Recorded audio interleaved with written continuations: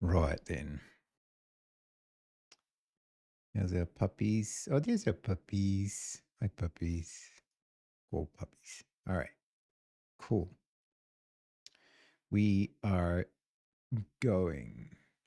Everything's going. Things are going. Do we have headphones? We do have headphones. Do we have redeems? We do have redeems. Do we have chat? We do have chat. Do we have a cup of tea? We don't have a cup of tea. This is a problem, but we can correct it. We can correct it. Do we have anything in here that we need to know about in the to-dos? We could also put the old show me the key. We could turn that on. And we could move this over to here, out of the way. Hey, Mikey Dev, how you doing?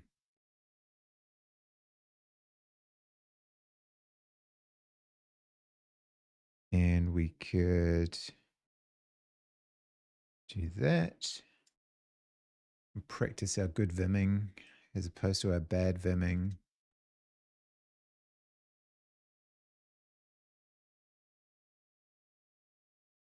Oh yeah, we did that already. Yeah, I saw you. I saw you were streaming. Well, I saw your notice about streaming, but it was too late for me to join by then. The old UK time zone. How did that go? Quest system. This is the crucial element. The crucial part of any moderately multiplayer game. You have a quest system. Excellent. Does it have exclamation marks and question marks? This is the important point.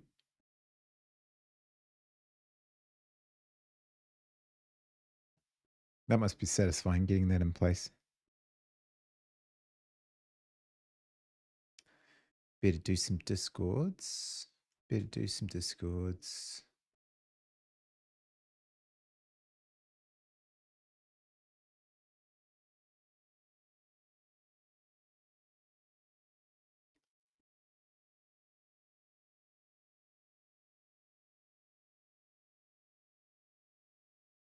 I've managed to place this in exactly the wrong place.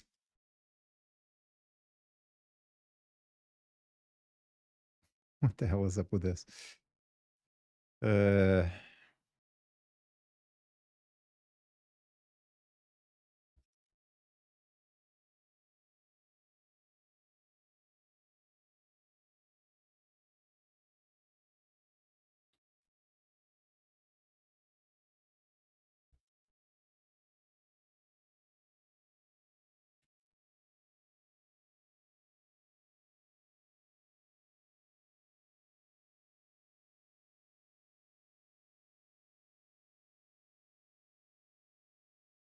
On the other hand, I've eaten way too much salted licorice. My tongue is unhappy. Yeah, it'll do that to you. But it's hard to stop. That's the difficulty. That's the real problem. That is the real problem. I got to get emoji working. I know, I really do. What did it show up as?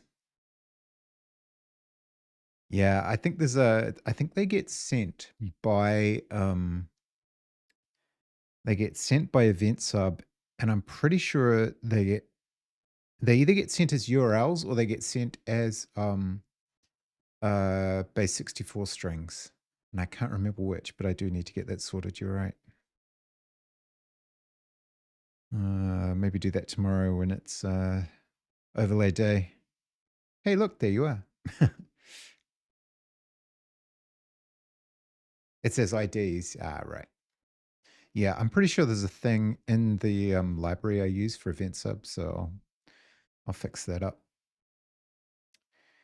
Definitely be a nice little tweak. Right, so we're doing this.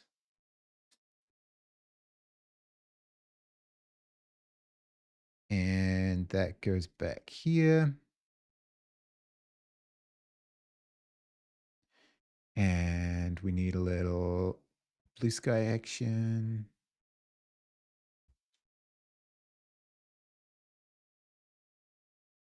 Ba-doo, ba-doo, ba-doo, ba-doo.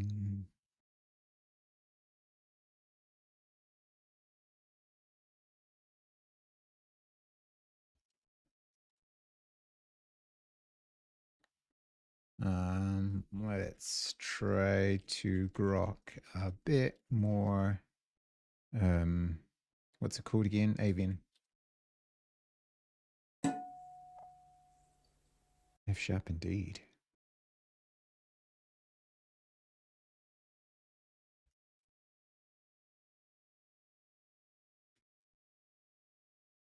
Mm-hmm.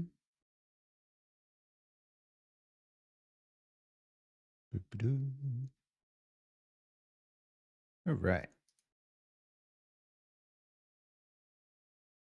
Oh, I know. It's just force a habit. Okay. So we don't need that anymore. Go away. Stop. Thank you. All right. So where do we get up to? What I seem to recall we have a mesh that falls onto a platform. Yep. it's very exciting. Oh, and also it doesn't seem to be state scoped correctly because, oh, well, no, the pause menu should still show the game. It's part of that state. If we exit, then it disappears. Yeah, that's good. And then it comes back again. All right. Return to game, exit game. Yeah, so we're navigating the states correctly. That's good. All right, so now our task is to get it to move forward and fall off the platform. We like baby steps around here. We like those baby steps. Okay.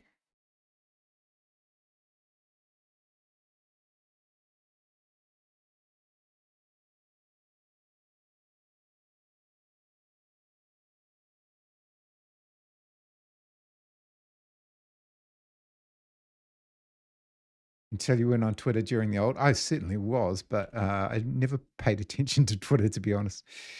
I was around, sadly. Now, where am I? Oh, yeah. Cool. So I think we were doing horrible things like just dumping it all in the in-game playing screen. No, was it game RS? Okay. Reminding myself.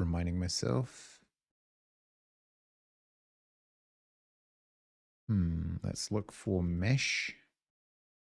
Ah, it's here. Okay. Yep, that's right. We were just dumping it all in the one place. Awesome. So I don't maniacally jump around writing code in 18 different files until it all works. It doesn't. Yeah. Yeah, I almost do. So we want to apply, if I understand avian, we want to apply a velocity to our mesh such that it moves forward and falls off the platform. But it needs to be a relatively slow velocity because the pattern is going to be they move forward until they encounter an obstruction, then they turn around and move the other way. So every individual thing, which I believe we're going to call yup, for want of a better word, needs to have a knowledge of which direction it's moving in eventually. So if there are 100 of them on the screen, they all need to know whether their forward momentum is in either left or right, basically, east or west. And then they have physics applied so that they fall off things. That's basically the entire mechanic of the game. No, I'm not doing Boyds, I'm doing Lemmings. So the original was just wandering along platforms until they fall off. So, but in the meantime, if we apply, we don't even need to do that. We can just apply velocity here. Let's see how Avian does that. We go to DRS, Avian 2D. There we go. They're bouncing off walls, exactly. So when they encounter an obstruction, they need to reverse their direction and start walking blindly in the other direction. Okay. Velocity at point with velocity threshold.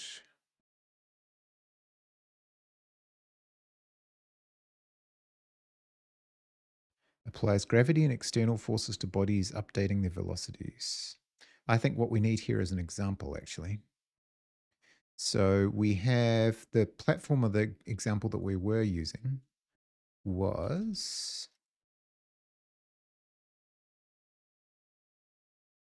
No. Give me the GitHub repo, please. Thank you. Creates Avian 2D examples. One-way platform, this one. So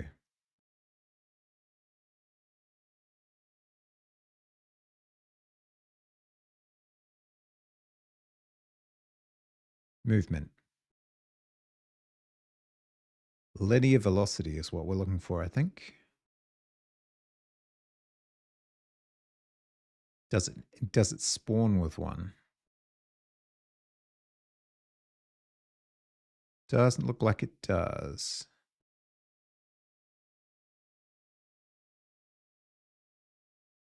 Which is interesting because that's not an option. It's probably controlled by actor.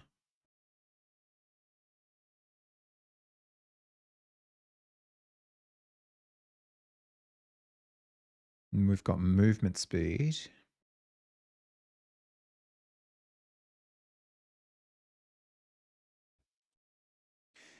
Yeah, I don't know yet.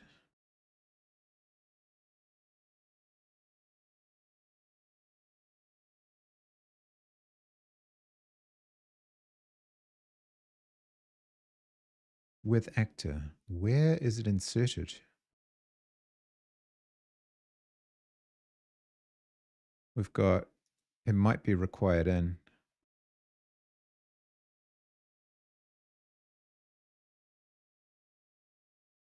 So it'd be much easier to do this in the editor.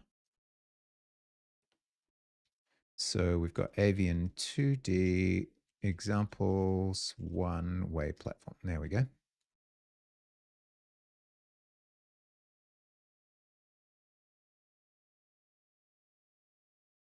Oh, those are the only mentions. It must be required in then. What would it be a required component of? Maybe rigid body dynamic? Yeah, there we go. It's required in by rigid body dynamic. Okay, that's cool because we already do that.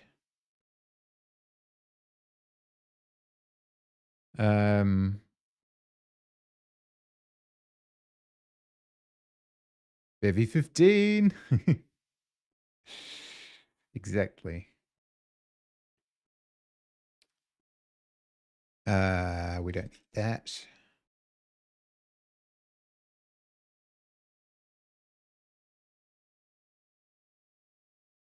Yeah. Okay, so they query linear velocity, movement speed, and jump impulse. We can just hard code those for now. Linear velocity x is horizontal, which right as I8 minus left as I8. Oh, interesting. Okay. So it basically sums the two inputs. Horizontal as scalar times movement speed O. Assume mostly stopped to mean grounded. You should use raycasting, shapecasting, or sensor colliders for more robust ground detection. Okay. So it's looking for the Y velocity on line 147 is less than 0.1.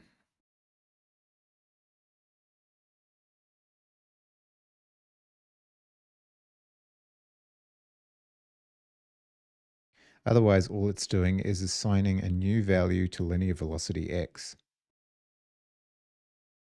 So that's basically all we're going to do, for now at least. So what we'll do is we'll go fn move. Raycast ground detection is reasonable enough, but do you really need it? Yeah, exactly. Well, the interesting thing is going to be when we start trying to burrow through platforms. I'm not even all that convinced I understand how that's going to happen. So we'll have to figure it out. That's probably going to be one of the more complex parts of figuring this all, is digging and in destructible platforms. Okay, so move player, or in fact mute player. An animation plays teleport to lower side. Ooh, see now you're coming up with the goods. Single and mute linear. Wow, I can't spell linear velocity with player.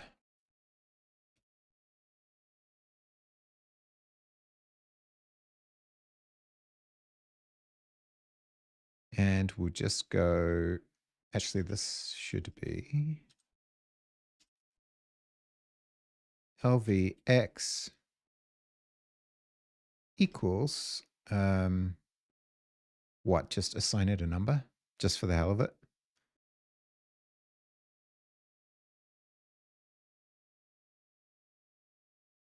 Wait, what? Oh, move is a move is a keyword. Move player. Of course, calling this player is foolish because there won't be player. There'll be hundreds of the damn things, but we do what we can to begin. We do the easiest possible thing, and then we figure it all out from there.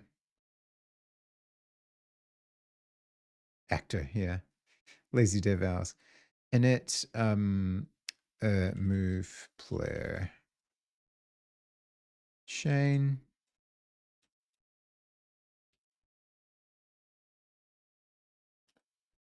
We should be doing these things in, well, actually, that's fine.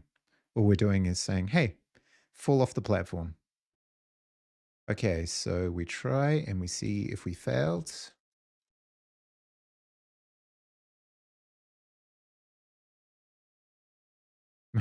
Well, it had velocity because it moved sideways. Apparently, it's not enough to overcome the friction of the ground. Yeah, definitely jumps sideways. Is Bevy Splash working again? I don't know what Bevy Splash is. Is that the loading thing? I'm not sure if I'm using that. I don't think I am. Nah, it's just built in. Yeah, it's not custom. It's just the same one they use in Bevy New 2D. So it's just this.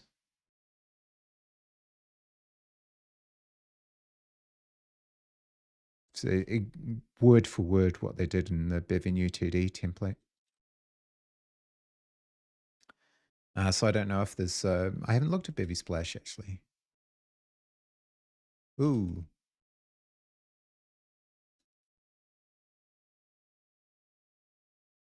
This one?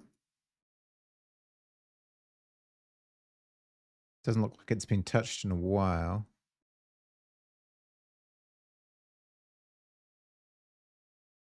$13. It's a good idea.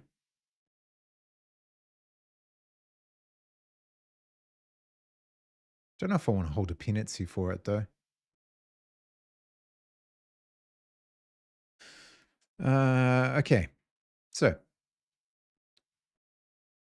we know we move, but it's not enough to overcome gravity is my assumption. Let's see if my assumption is correct. Let's try giving it 1,000.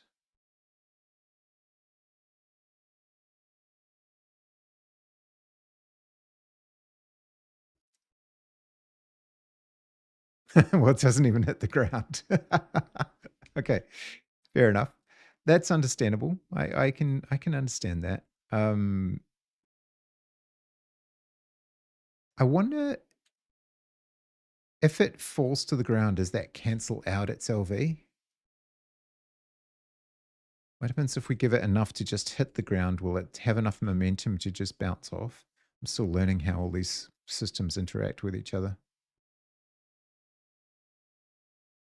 Oh, yeah, it does. Interesting. Okay, so what is the smallest number we can use that will let it overcome the force of gravity and have like a consistent movement in one direction? Oh, that was not what we wanted.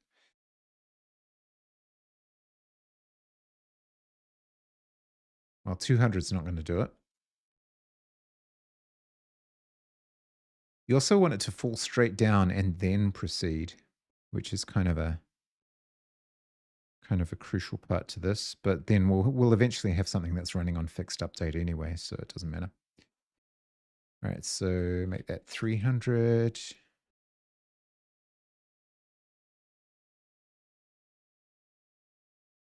No, it stops. I wonder if it just cancels its LV. What we could find that out. We could find that out by running a system on fixed update.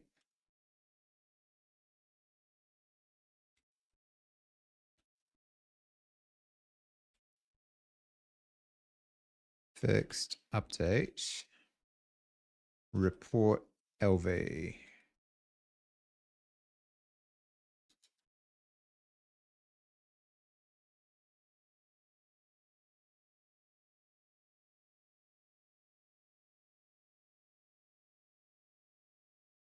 Report LV, mute LV, single, and mute linear velocity with player.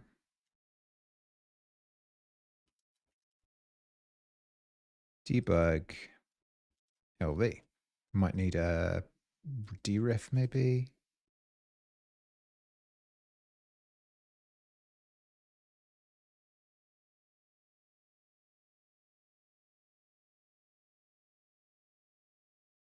Yeah, that's better. All right. Let's see what LV actually is. I'm going to make it so that it stops popping up like that. Yeah, it just goes straight to 0. Interesting. So in order for LV to continue, it needs to be consistently applied, I think is the message that I'm getting here. Like it will always fall to 0 unless it's being constantly set. Let's test that theory.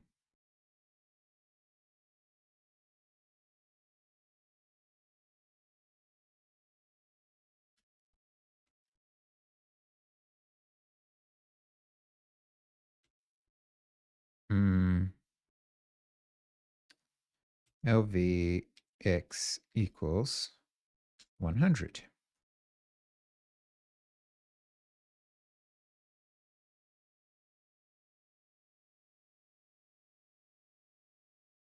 I don't know that we need this to be set, but we'll just do it anyway. Oh, whoops.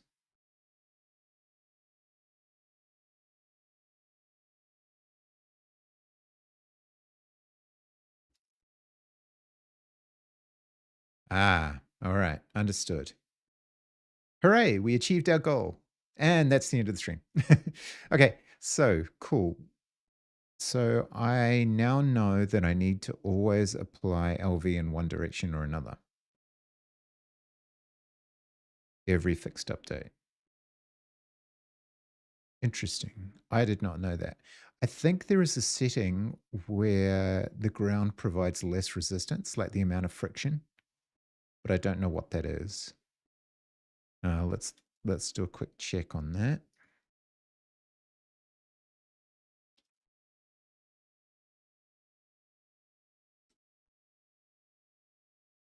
Oh, thanks for the giant emote. Bit goal. Oh, what? I had a bit goal. You just met my bit goal. I forgot I had a bit goal. Thanks. Thanks for that. Happy New Year to me. I'm such a pro streamer. Rigid body friction. Yeah, component for dry friction. A rigid body or collider opposes sliding along other surfaces while in contact. Professional, yeah. Once the static friction is overcome, the bodies will start sliding and dynamic friction is applied instead. Interesting. 0 corresponds to no friction at all.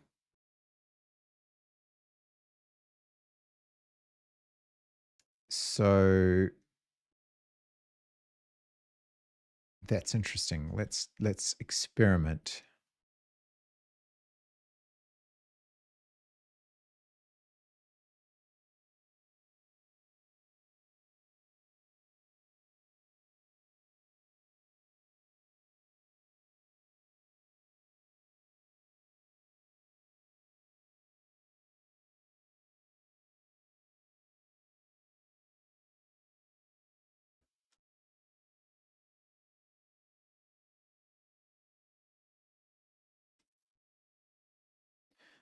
Equals player.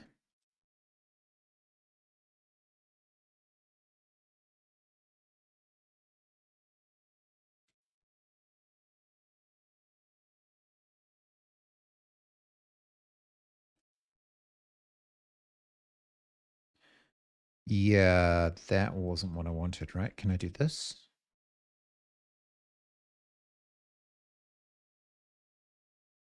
Ah, right. So I think I'm being naive about this. Right, because friction is this. Understood.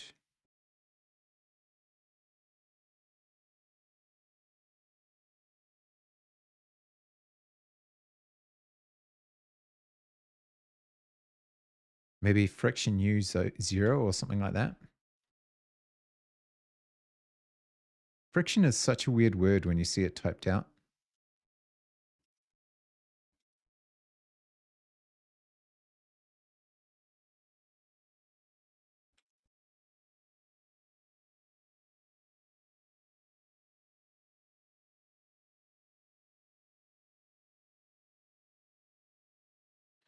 Right.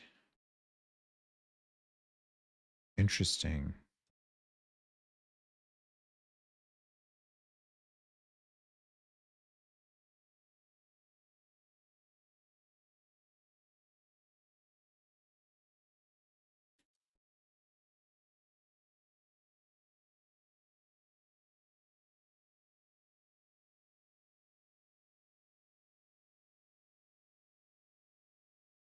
Why can't we?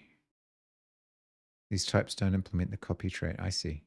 I don't actually want to. I just want to, you know what? Let's just decomplicate things, shall we?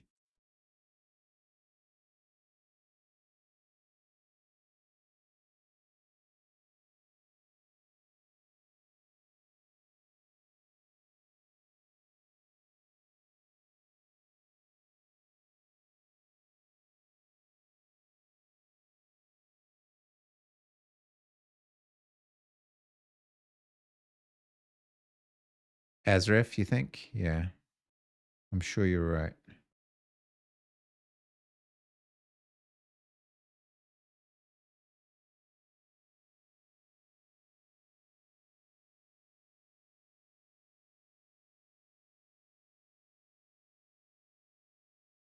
Interesting. So why can't I assign to that? I expected to be able to. Maybe.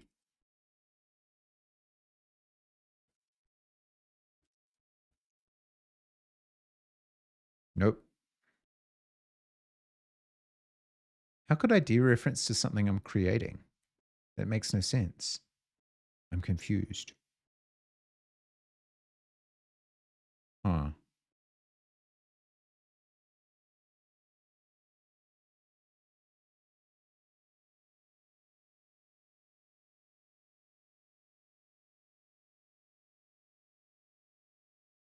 Expected a single, which it is not, clearly.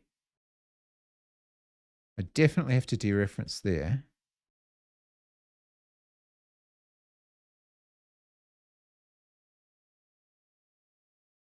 Why would it expect that? What if I set individual things within the friction? So what were the values again? Dynamic coefficient, static coefficient, and combine rule.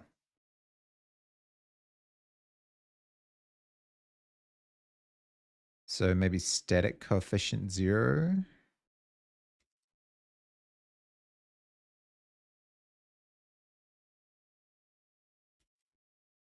That works. Well, let's try it. I'm not quite sure what was going on there.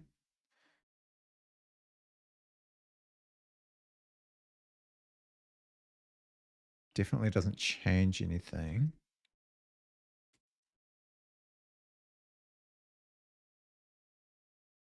This is what we call experimental blind wandering. So all the best programs are written. And the combine rule. When two bodies collide, their coefficients are combined using the specified coefficient combine rule. In the case of clashing rules, max, multiply, min, geometric mean, average. Huh. If a collider does not have friction specified, the friction of its rigid body entity will be used instead. Default is set to 0.5. So I think probably setting the friction of the player is not useful, right? And that's what's going on. I'm setting the friction of this little mesh here when I should be setting the friction of this thing here. The friction of the platform, effectively. So do we have a marker component for that? We don't, but we should. Yeah. So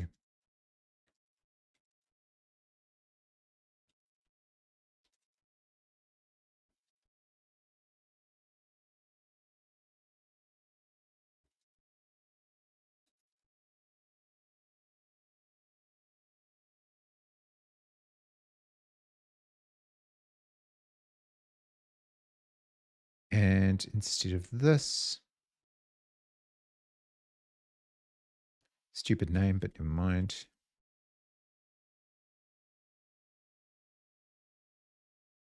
Bad Vimmer.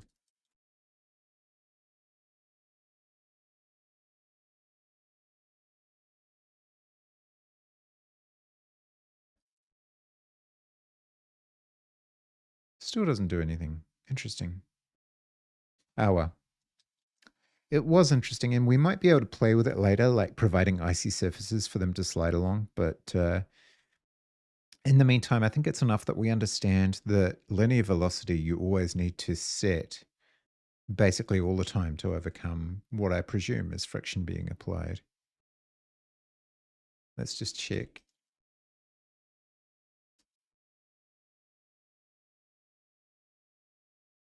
Accelerate bodies. Right. So you could gradually increase the LV and have it shoot off the edge. Let's do that.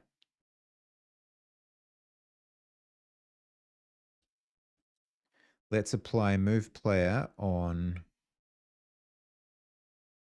fixed update.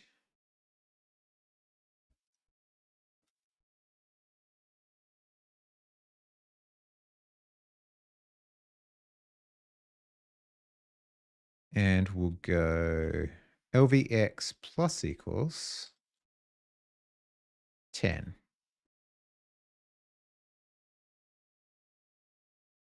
I wonder if that'll be enough if it's always being reduced to 0.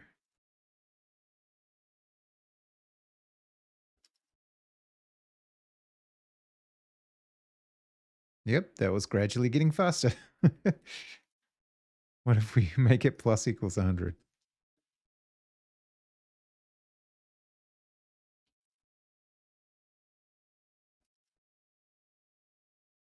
Whee! Okay, cool. All right. So we understand that now. And it would be a good idea if we were to introduce another platform and just demonstrate that we are colliding with that as well and then falling off that.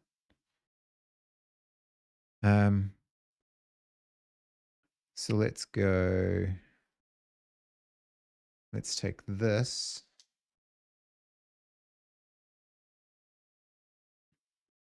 and change its transform. This is X, this is Y. Don't know why we have 16 by 6. I think that was a hangover from the previous one. Where are we spawning? You know what? Let's just make it Y minus, I don't know, 200. We'll figure it out. And then this needs to be slightly positive so that it's offset.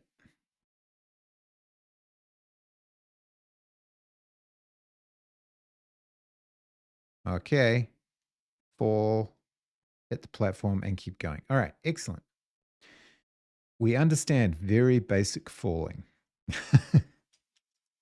We like very basic falling. Make that 400 and this more like minus 150. Now, the next thing is going to be being able to change direction. That means that our player needs to understand what direction they're in at the moment. So every entity needs it's going to have a velocity. So one approach would just be to consider the current velocity, and if you collide with something, reverse that velocity. Or store a movement speed. So you could either have a negative or a positive movement speed. And if your current movement speed is negative, then you continue to go negative. And if your current movement speed is positive, and so on.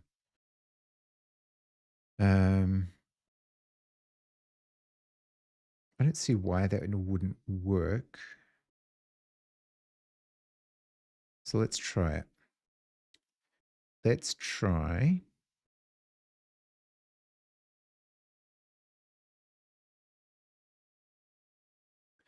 When we spawn the player, we have a movement speed of 250.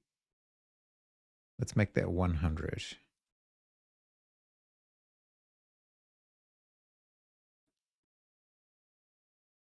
Then we go move player.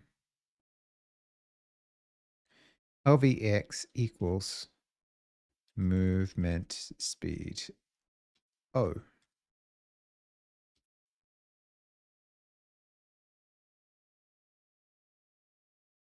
Oh, right. We do need to actually query it. That would be helpful. So why don't we make this a little more robust and say,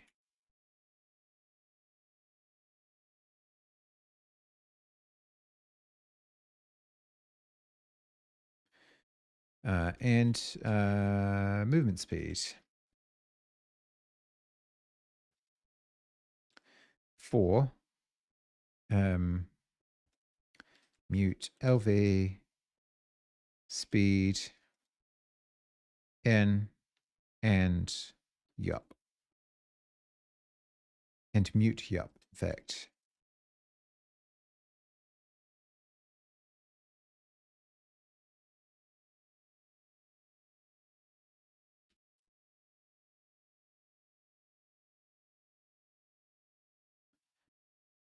And that would be speed O. And then everybody's happy. Okay, so we'll check that that still works.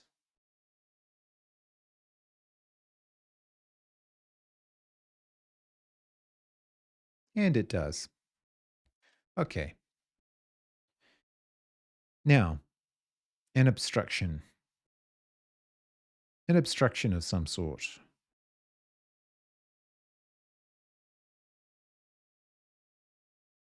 So, obstacle.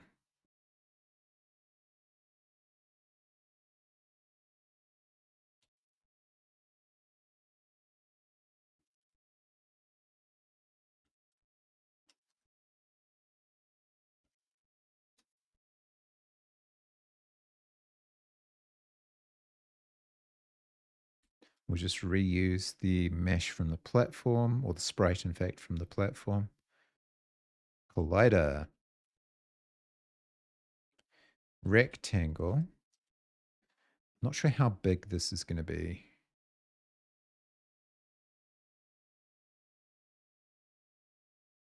What is the original size of the thing? 50. Okay, so yeah.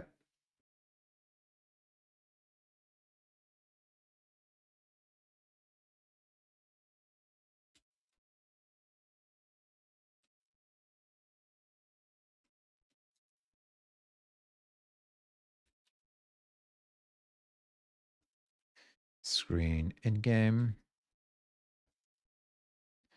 Transform. From XYZ. Now, we want it to be on the lower platform.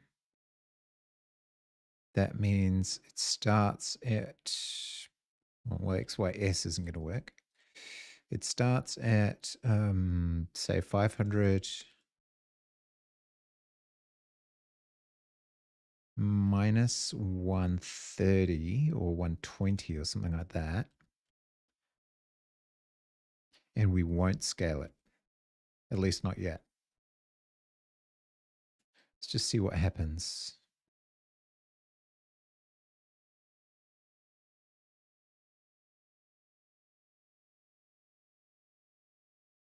Okay, we have an obstacle. Hey, all right. So we'll make that a little taller. Doesn't really matter, to be honest with you. But yeah, we'll shift it up a tiny bit. And then our goal will be to get it to collide with that obstacle and then move in the other direction.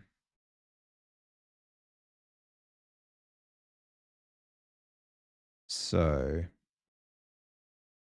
let's make this 110. And what do we say? How do we detect collisions? And how do we react to them? Avian 2D examples sensor.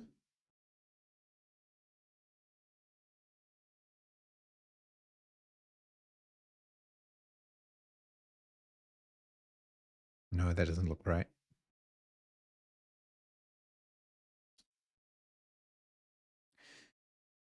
Custom collider, collision layers. Then maybe let's go back to one-way platform.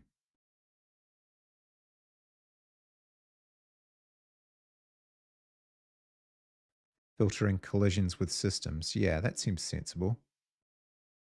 Post-process collisions.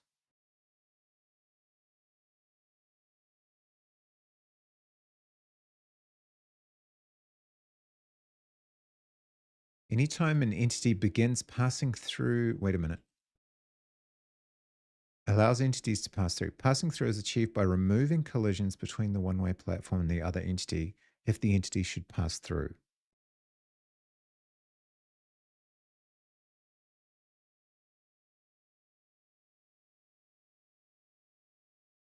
All right.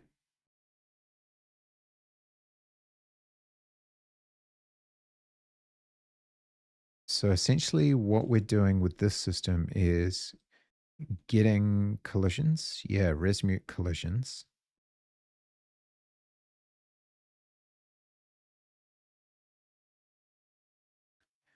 Other colliders query.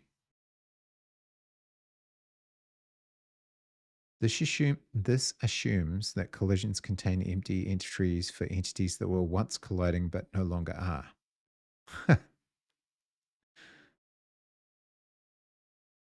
Figure out which entity is the one-way platform and which is the other. Choose the appropriate normal for pass-through depending on which is which. Damn. Okay.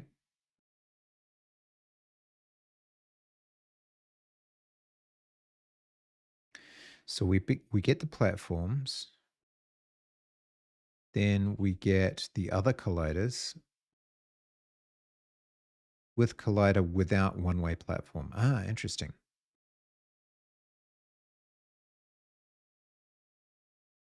We could also just do with collider with player without platform or something like that. So any collision should cause us to change direction.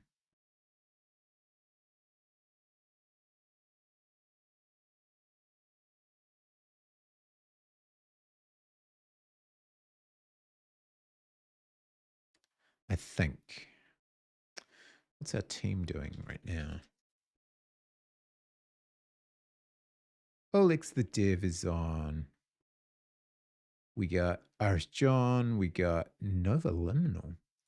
Do I subscribe to Nova Liminal? I do not follow. I shall.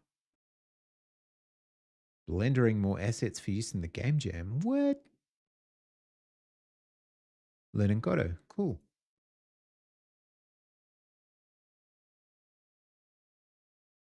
Followed.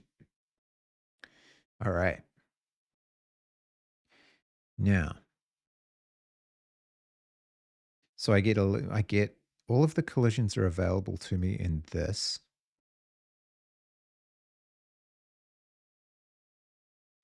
And I never made my cup of tea. I need to do that. All of the collisions are available there.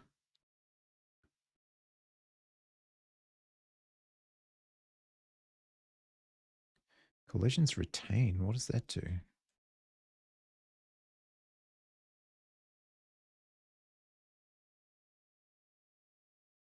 Retains only the collisions for which the specified predicate returns true. Collisions were returned false or removed. Interesting.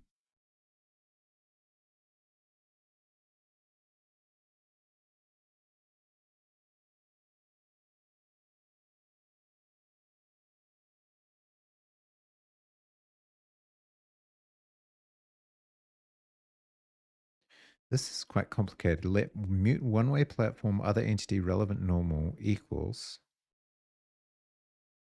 Oh, I see. Wow.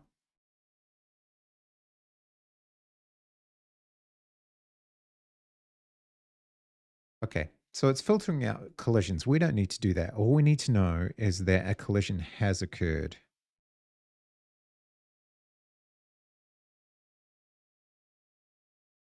And we can use get mute on the colliders query.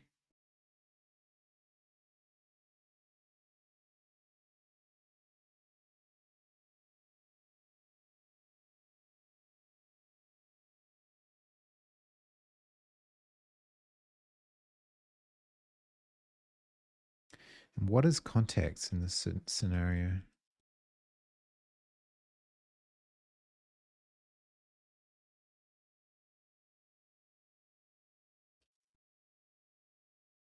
Entity 1, entity 2, etc. Okay. Content manifolds. Huh. All right. All I need to know is that there has been a collision.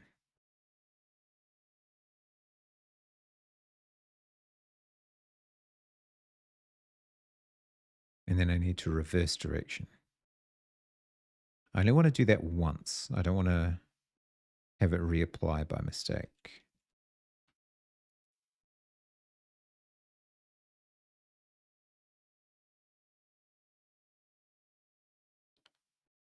Um,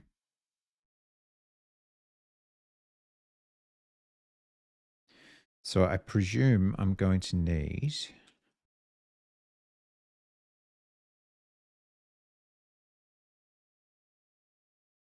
this.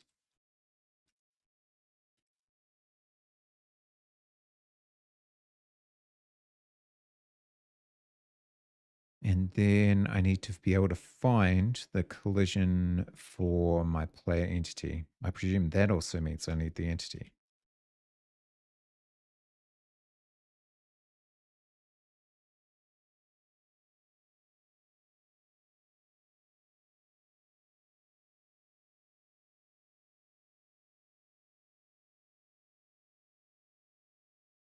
So how do we do that?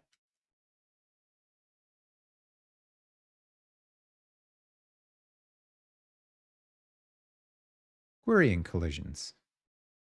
Query existing collisions. Contains. Aha.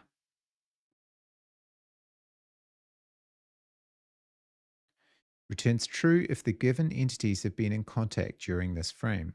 The order of the entities does not matter. Interesting. What if I would just want to know about my entity without caring about what it collides with?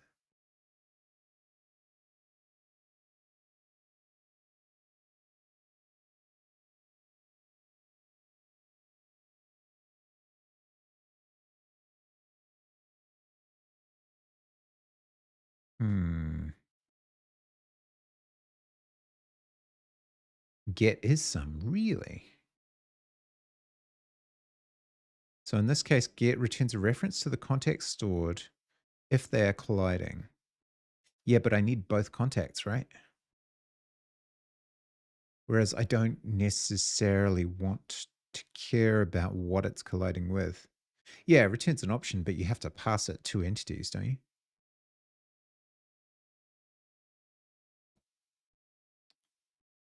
Um, so I'm just curious what you would do if you wanted to know if your entity, yeah, if you want to know if your entity is there at all, whether it can just look that up or if I need to implement it myself. Oh, what's collisions with entity? Aha! Returns an iterator over all collisions with a given entity.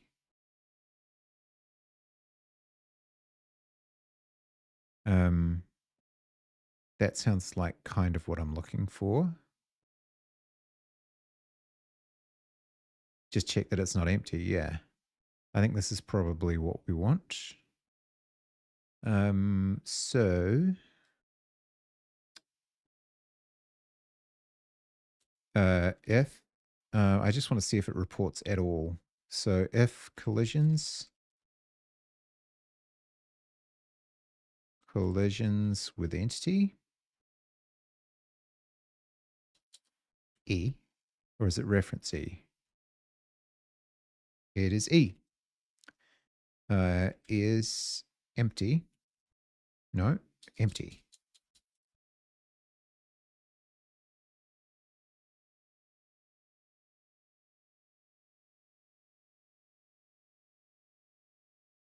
No, not quite. Oh, iter empty? No, it returns an iter.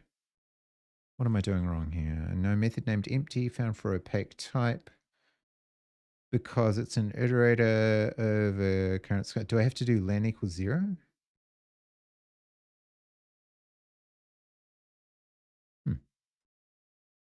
You're fighting with the Twitch IRC crate. Oh, I don't use IRC. I had bad experiences.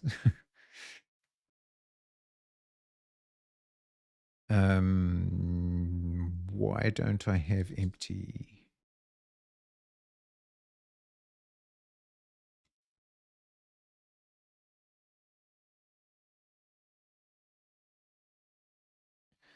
Opaque type, iterator item. Oh, iterator item? Hmm.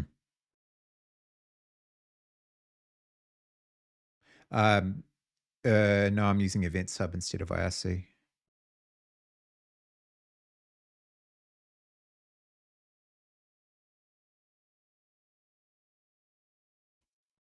What am I getting back from this?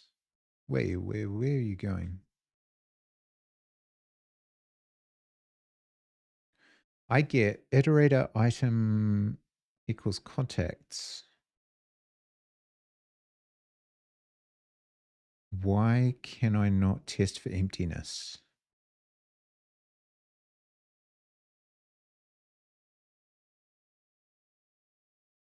Huh.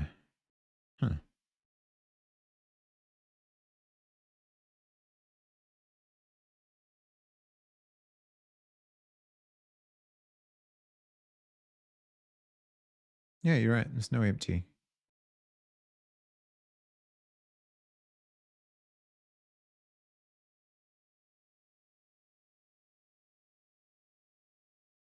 Maybe I have to use intuitive for that.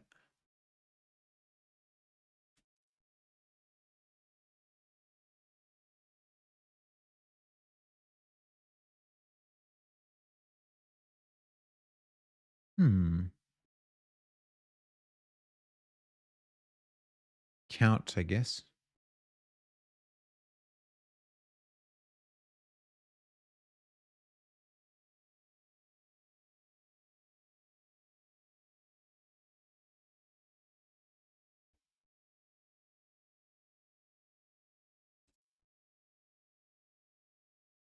Hmm.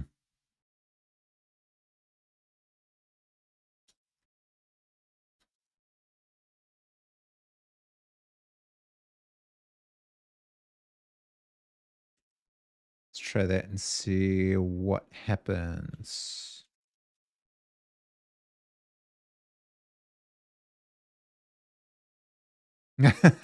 Of course, it's colliding with the ground. That was not quite what I had in mind. Okay, so we do need to check uh, for collision with a specific thing. That was foolish of me. But at least we know the system works. So now I need to know about obstacles, but not the ground. So I could filter, but it feels like I should just query for the thing I want. I should query for the set of obstacles, but there's going to be a lot of obstacles. So we don't want ground collisions, but we do want wall collisions, essentially. And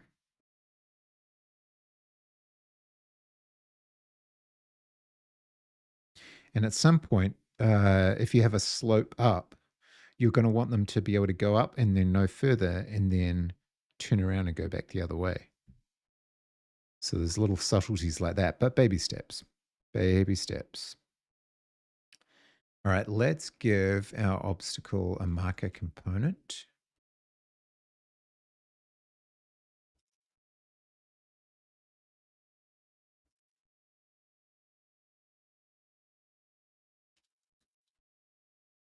This is why I don't do physics. Oh, I got to learn. I got to learn sometime. Isometric for the wind. Yeah, you're probably right. You're probably right.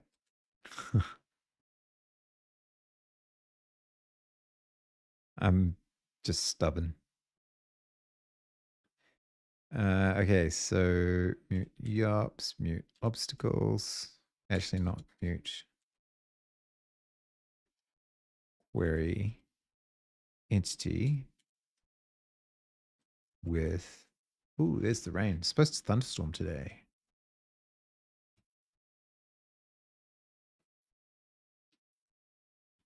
Bad Vimmer.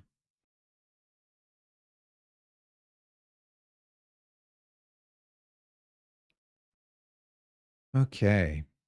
Now, the naive approach is to query every obstacle in the entire game and check it against every yop in the entire game. That feels like it's going to perform badly, but we're going to do it anyway for now.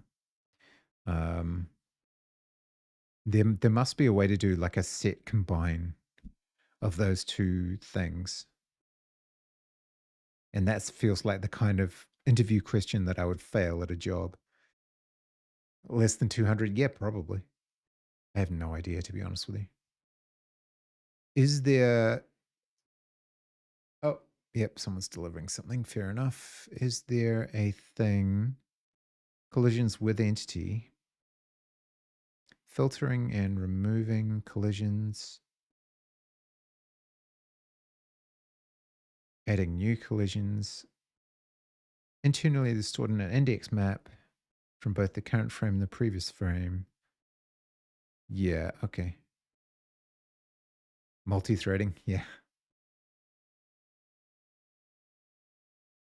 Yeah, that'd be an interesting question to ask John Dolph on Discord as to what's normal when you're trying to process a lot of collisions. But yeah, there's going to be like up to 100 lemmings-like objects plus walls. So, oh, and there's the rain again, and ads are floating through. So I'm going to do a cup of tea, and I'll be right back.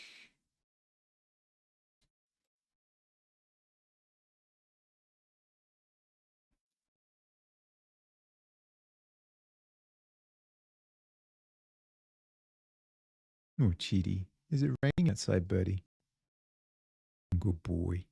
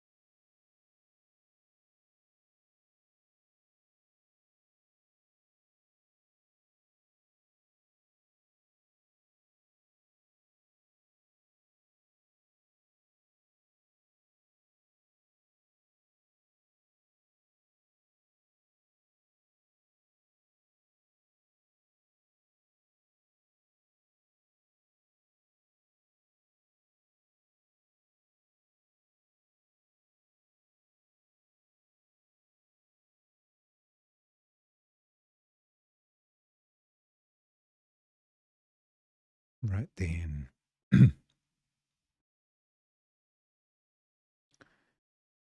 Okay.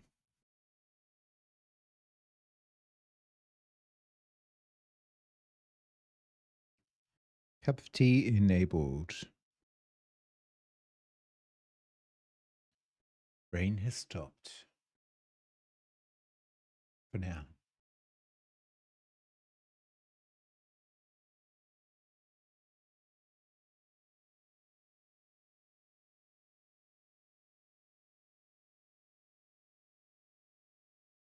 Okay. So we are comparing obstacles and yups. The entity, LV, and speed.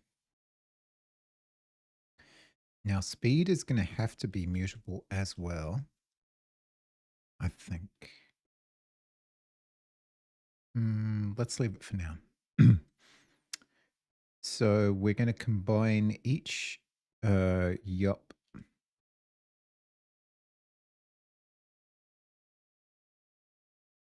for obstacle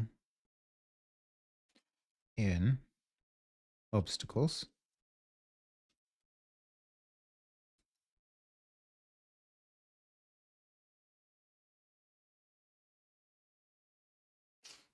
And then we want to know if collisions contains, and I think you can do it in any order. So yup, obstacle. Yep. Okay. LV X um, equals negative LVX.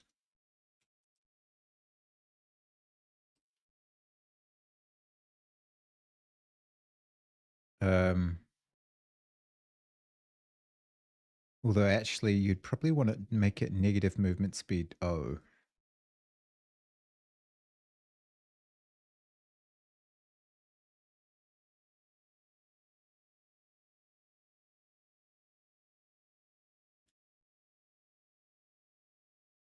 Okay.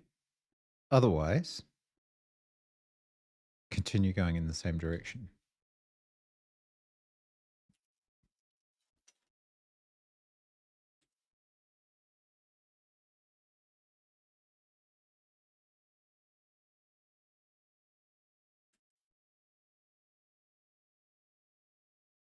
I think the easier way of doing this would be let mute u speed equals when u LV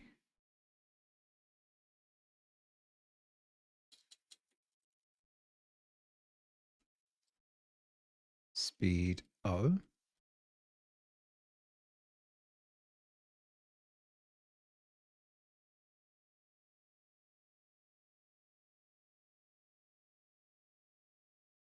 Velocity equals negative speed O,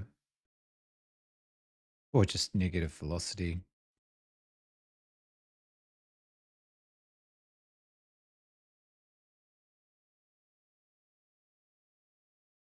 Okay, let's try that. See how we're going. See what we're getting up to.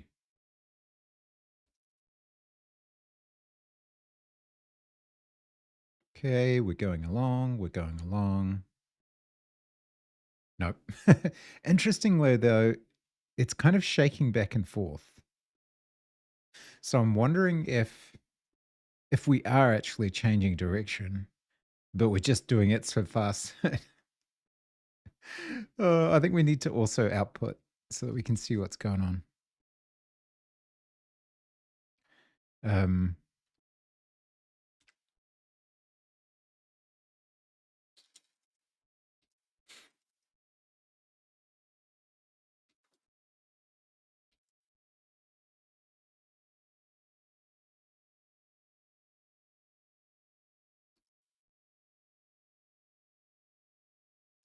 okay, we're at 100. Yeah. Okay. Let's stop and see what's going on. Yeah, we're just shaking back and forth. Okay. So how do I give it some grace period so that it doesn't still think it's in collision with the object? Like, I only want to apply this once. It's like has just collided with. Don't check it again or something like that.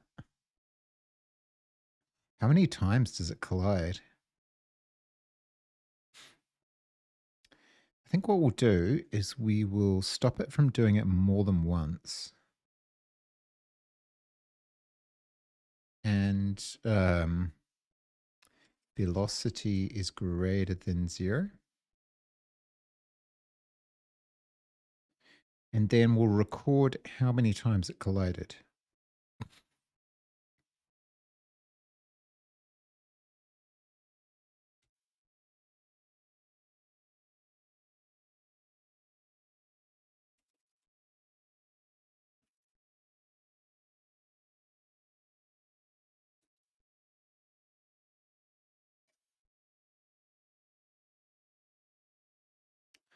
Okay. Nope. It's not happy. Okay, so we're getting minus 100, 100, and a collision. Minus 100, 100, and a collision. It's only happening once each time. Huh.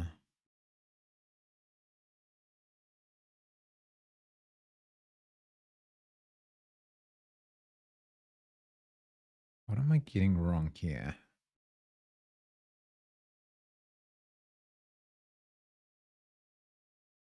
Wait, is this running in the post process? Oh, it's running in fixed update. That's what's going on.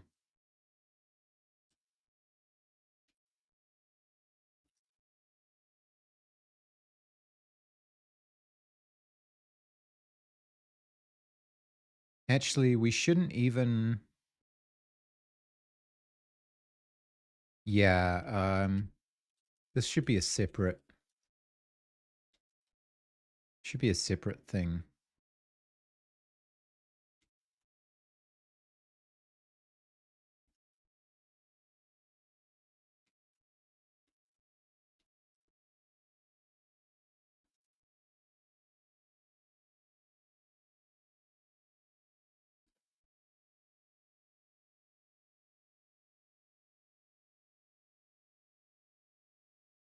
Okay, so this is now movement.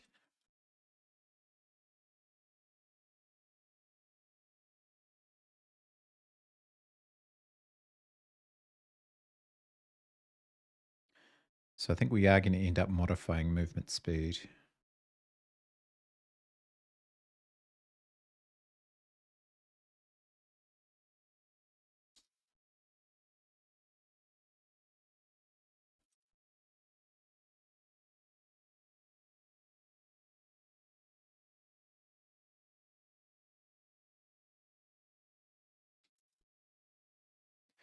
Now, we get rid of obstacles and collisions.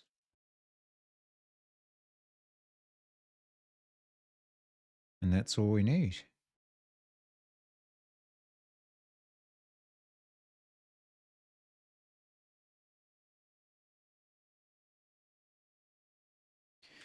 And then this becomes collisions.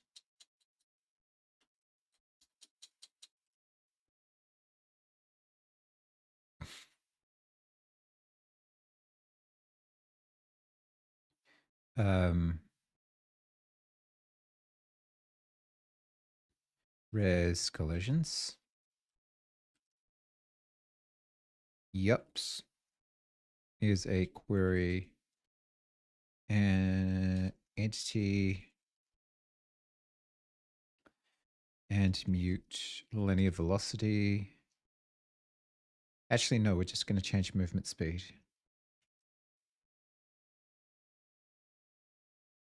With player, which is not going to be called that forever. And then obstacles, query entity with obstacle.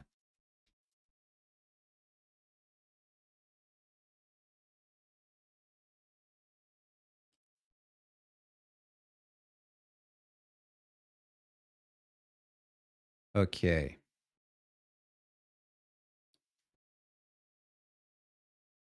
For yup, mute speed in yups.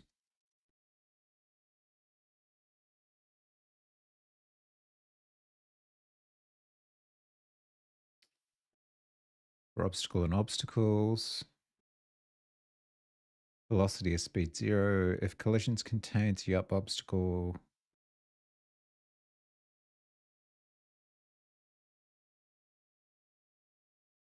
reverse direction, and then movement speed. Actually, we can just do this directly on movement speed.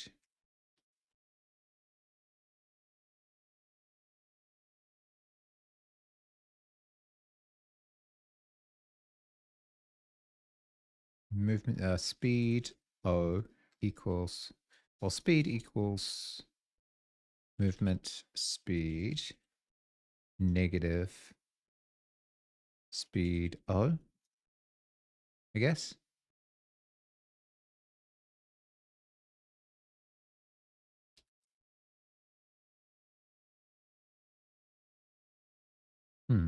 Really?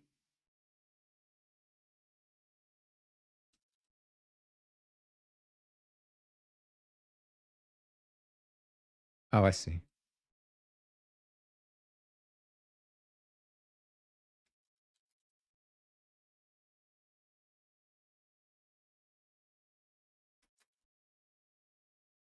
Okay. I don't know that that'll have a different result, but I think that's what we're looking for roughly. So we apply it in the post-process collisions part.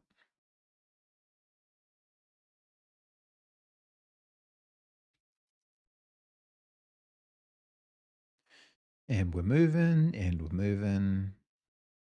Hey, it worked. Oh my God, I need to watch that again. We're rolling along, we're rolling along. We hit an obstacle. Nice. All right, so now we add another obstacle and we see if we can get them to bounce back and forth. Or if I've misunderstood the thing. Okay, so 35.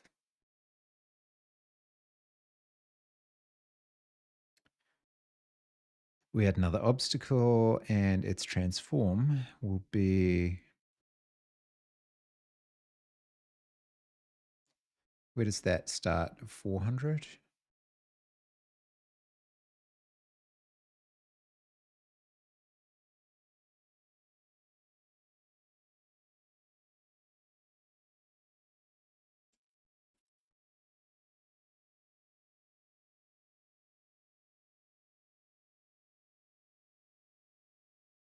Oh, it's a bit close together. Okay. More like, actually more like 0. But let's make it 200. And this is a little low. I don't know what the exact number is. 16 by 6, and then we have 150 as our starting point.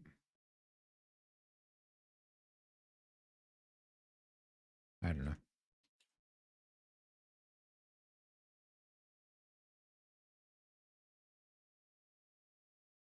All right. Now we're cooking. Now we're cooking. We go one direction. Hey, we know physics. Kind of, not really. That's so cool. All right. This is all you need to implement lemmings.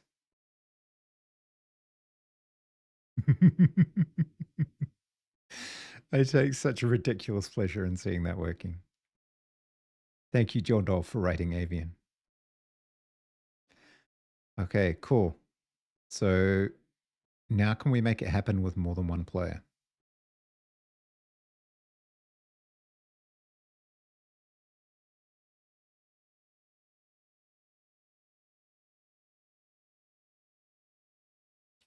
All right. I spawn a second player. Um, and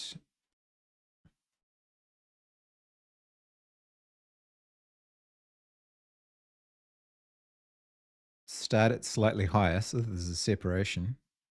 In fact, we could give it a different color or something.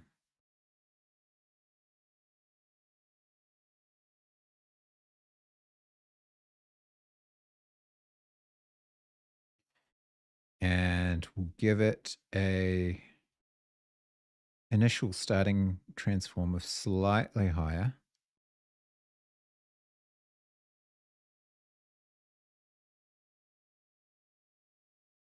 And we'll see if we can get them moving together.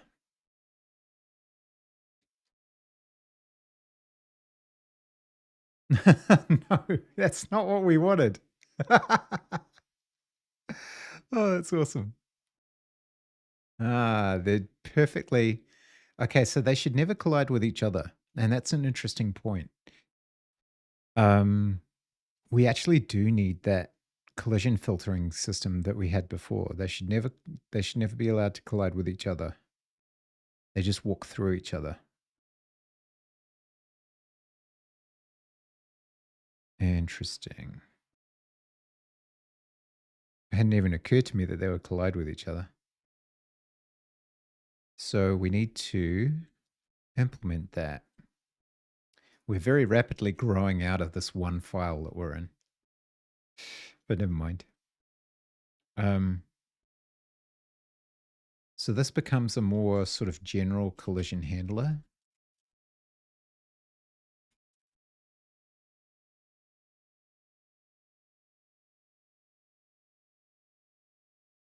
Hey, Fal. One file could never contain me. I actually get uncomfy when working and say, oh, you're completely right. This was always going to be like an experimental, hey, let's learn how avian works. But yeah. How you doing, Phil? Hope you're having a good new year so far.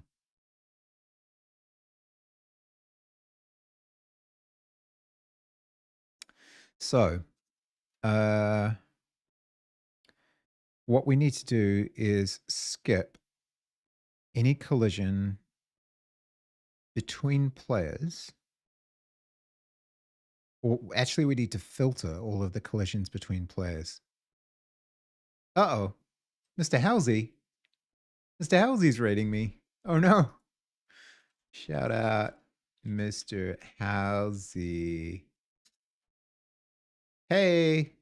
Thank you so much for the raid, Mr. Halsey. That's nice of you. I am not even following you. How terrible. Let's fix that right now. Done. Fixed. Immediately. Welcome. How was your stream? What were you up to? What were you working on? I shall be sure to check out the next one. Right now, hey everybody, my name is Spacey. I write rather bad indie games in Rust and Bevy. And I am learning how to use Avian 2D. Working on a new crate called Buyer. Oh, you mean you were writing the crate called Buyer? Or yeah, what does it do? Do I know it? Does it exist yet? It does exist. 2 days ago, a set of libs for quickly bootstrapping a project. This sounds like something I need. Slight flashbang, sorry. A rough fork of the Cloudflare foundations with some bits copied directly. Okay. Okay. Open telemetry, tracing, clap, doku. Huh. Cloudflare's foundations tray. I don't know that I know this. A Rust service foundations library. Huh. Okay. Okay. Okay. Okay. This is good stuff.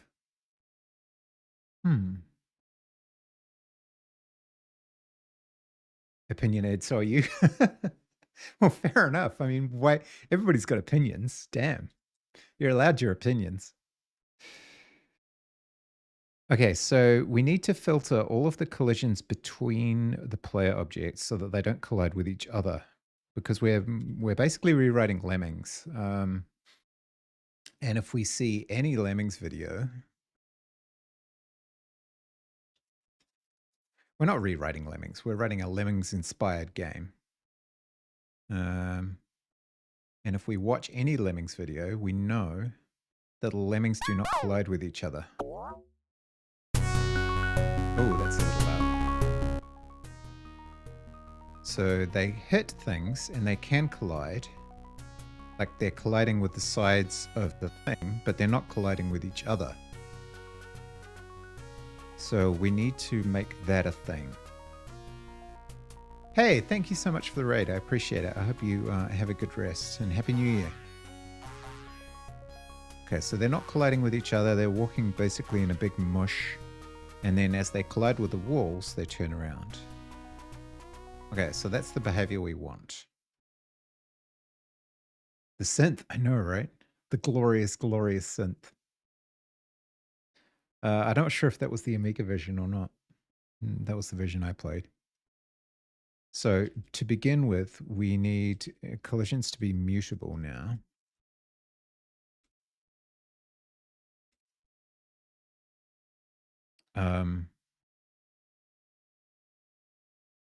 And then I presume we would collisions retain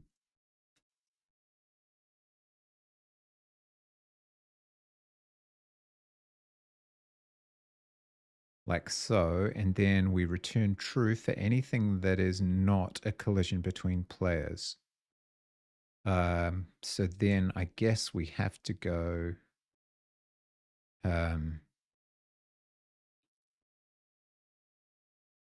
this is incredibly naive implementation of it, I'm sure, but for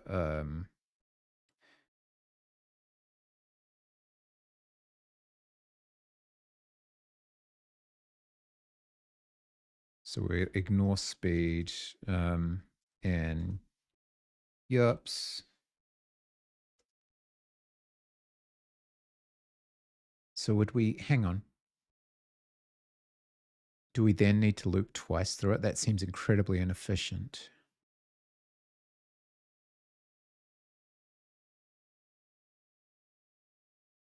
I mean, the outcome is return true, or just true.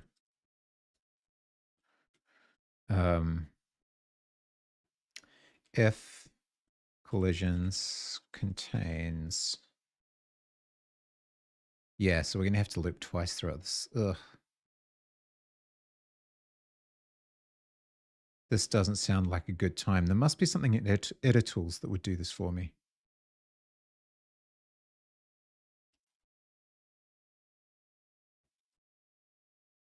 Can you do this even? Or is it going to complain about borrowing twice for immutable? I would maybe need to use like a copied iter.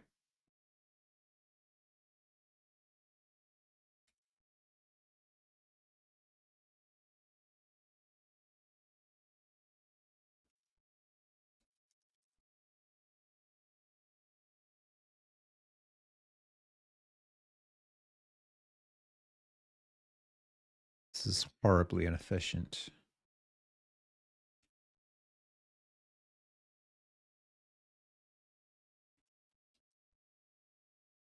Okay, we got badness. We got badness. Oh, actually, we can look it up. Right, we can look it up using this. Yeah. Okay.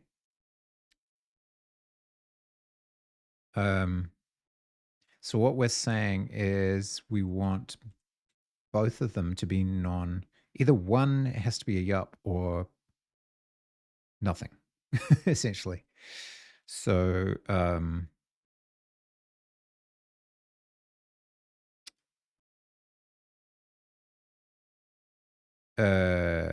what is on C? Contacts.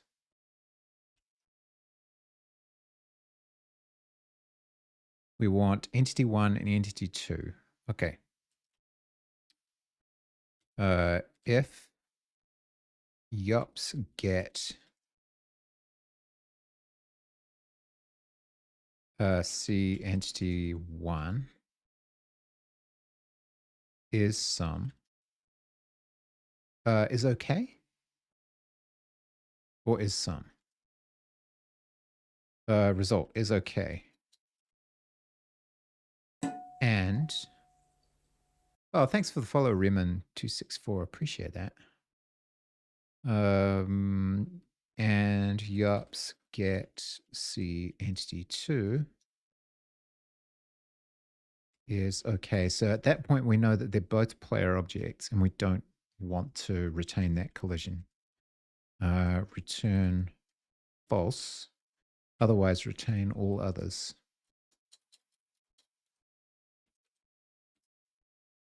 Okay, that is more sensible. And we've modified that collisions collection now. Kind of want to make that key press tracker you have on screen. Yeah, it is this beast here. Show me the key. It's a GTK program and it just shows you the key. Yeah, but it's to prevent me from turning into a dreadful Vimmer. So instead, I'd like to be a good Vimmer and not do this all the time.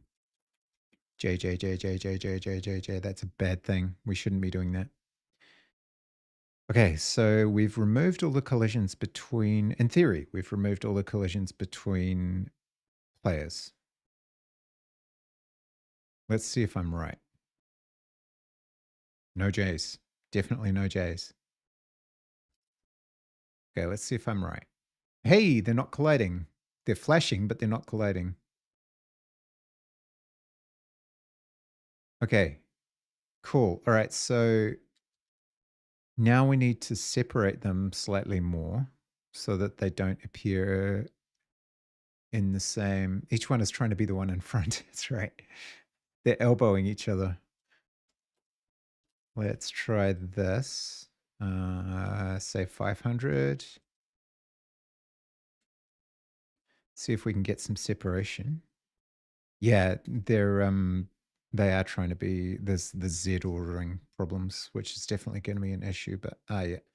Interesting. So even though it started way above the other one, it gradually caught up. Why did that happen? That's so weird. Oh, I know why. It's because the linear velocity is being applied even while they're in the air. Yeah. Okay. Yep, absolutely. You're 100% right, Phil. They have exactly the same speed. So what we'll do is we'll start here. In reality, they'll spawn at different times during the game. We'll just have a time offset so that you get that that falling behavior. I need to keep the lemmings video open. So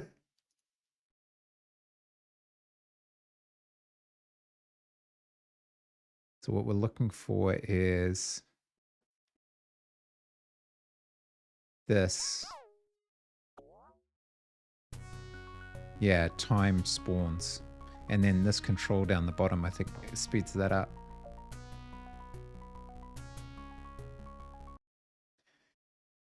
Yeah, so we'll do timed later, but I'm just trying to get the physics down. So we go cargo run.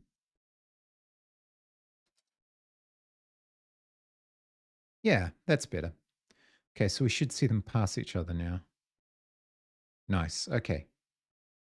And yeah, ideally we'd avoid the flashing, but in reality they'll be sprites anyway, so they won't be meshes like this. But that is correct behavior. Yay.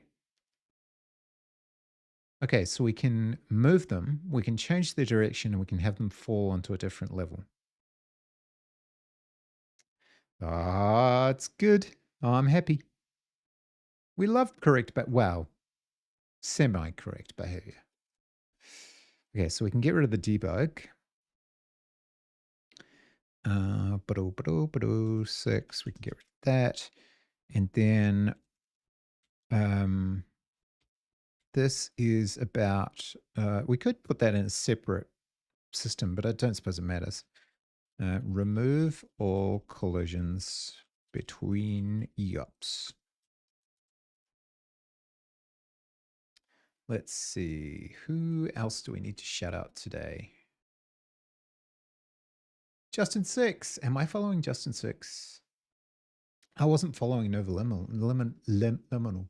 I am not following Justin 6. Man, I need to keep up with my followers. There we go. Oh, the view count? Yeah, it just comes off the streamers API. Luke Wolf Games. Am I following Luke Wolf Games? I think I am. And Jern's on, and To Danger's on, and Olex is on. Nice. Everybody's on. Everybody's creating shit. Everybody's doing their thing. We do this, and then we go back to this. So how do I make this a more usable system? We've got all of this shit is sitting in our in-game plugin, right? So this just happens when you enter the game. On enter, screen in-game, initialize. We don't necessarily want that. We want it to happen on levels, but so that when you enter each level, then you spawn all of this stuff and it behaves differently depending on what the terrain is. So if you have terrain that looks like this, then that's how they behave. We don't have destructible tiles yet. Now that I look at it, they do dig in a very linear fashion. So you could just destroy a series of small tiles through there. But I'm sure that's not how they did it. They probably didn't even use a tile set at all. I don't know, maybe they did.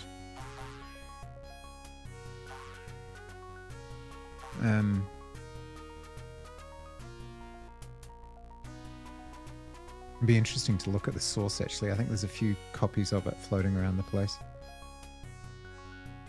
Oh, that's Lemmings PC. No wonder the sounds weird. Amiga, please.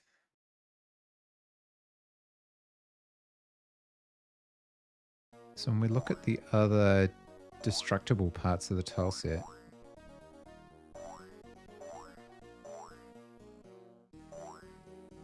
oh, they've already blown it up. But yeah, it's quite uneven. Like, they've just destroyed it pixel by pixel.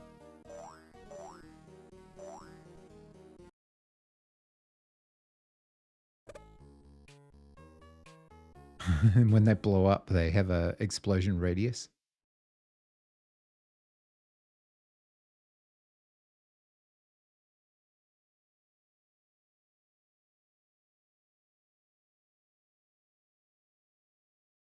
Miners and climbers.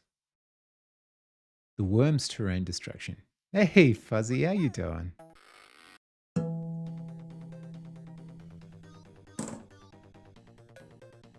Yeah, so when they dig circular, right? Like he's digging down, but they're destroying it pixel by pixel rather than... And so I had theories about how to do that. Like, if you're using a tile map, do you even consider the tiles as individuals, or do you just like draw a shader over the tile that allows it to be transparent? I don't know. Because it's obviously just removing the tile set and showing the background color.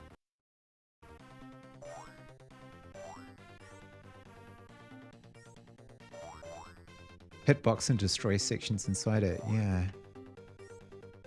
I mean, I think I'm going to be experimenting with shaders anyway, like the tile map library that I'm going to use. I'm going to write the shader that draws the tiles. So it's possible that I could just make sections of the tile transparent. But I still am going to definitely have work to do figuring all that out. Anyway, we're not there yet. We're not there yet. We have collisions, and we have hay, and we have changes in direction. So the thing is, we need to make this much more generic so that any number of these things can have these movements applied to it. It's quite mesmerizing watching them. All right. So I think the thing to do is to make it more generic without introducing level loading. I don't want to handle the complexity of level loading just yet, even though I have some ideas about how to do it. So I'm not familiar with any of that, so I can't offer any advice. No, it's very nice of you to hang out anyway. But yeah, destructible tiles, I think, is going to be my biggest problem. The rest of it, I think I already know most of how to do. Destructible tile sets is going to be the Wild West for me. So we'll figure it out. Okay, so this is in-game playing. This is our file structure. It's in-game playing. So in theory, we could have a player. Well, I don't think we're going to call it player. We're going to call it a yup. And it's going to have, what are all the things it's going to have? It's going to have replace player with a yup. Those are the names for our little creatures.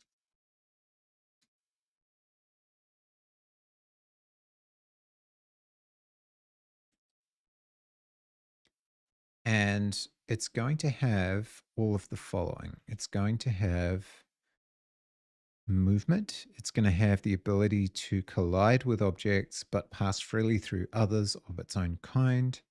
It's going to have the ability to fall, and it's going to have various controls that get applied to it, like the stopping control and the exploding control and so on. And interestingly, actually, the stopper is going to be hard to implement because the collision handler currently just removes all collisions between yups. But now we're going to want it to actually act like an obstacle. So yeah, maybe we should, we'll have to think about that one. Because it has a blocker that stops you from going in one direction. Turns itself into an obstacle. Anyway, baby steps. So we've got game, which is its own module. And I think that is probably where we want to put our characters. So let's make a game directory. That was in the wrong place.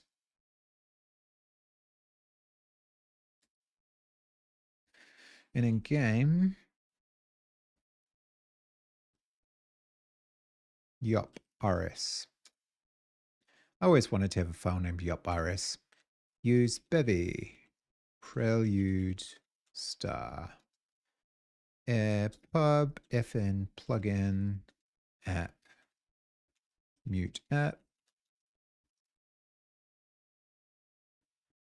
And actually, I don't know if we need it to have a plugin yet, but we'll figure that out. So let's go to bin code serialization. What? Now I need to know what that is.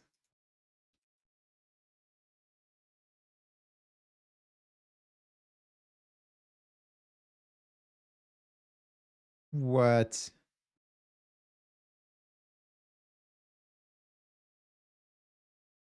Okay, holy crap. That's another whole sidetrack. Don't sidetrack me, damn it. Okay. Collisions retain. That's what I use for all your stupid serialization formats. Okay. I think I've just been using Ron for everything. Good old Ron. G'day, Ron. How you doing, Ron? Sounds like someone you'd meet down the pub.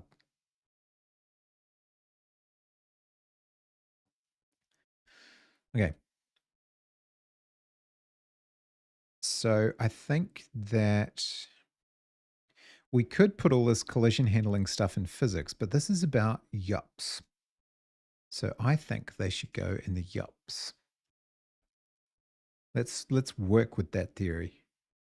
You need something a bit smaller to fit in packets. You absolutely do. That's a fair point.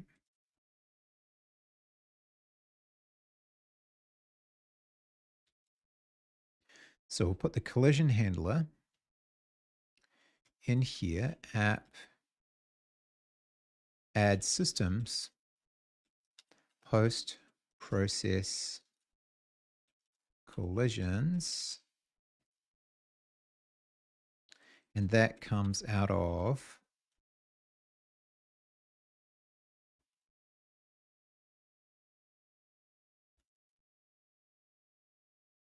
that collision handler.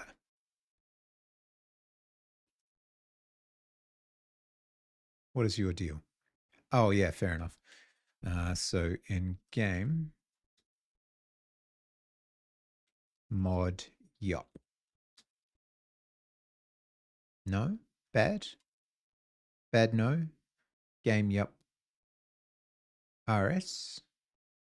You should be able to find it because it's there.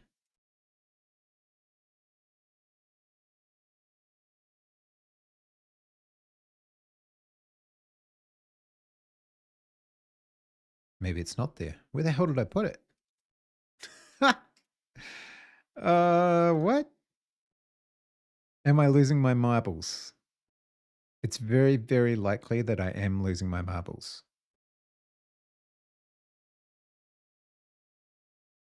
What the hell?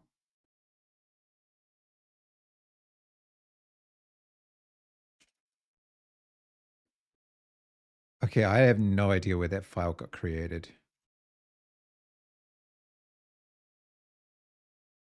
Did it just not get saved? Well, that's incredibly frustrating.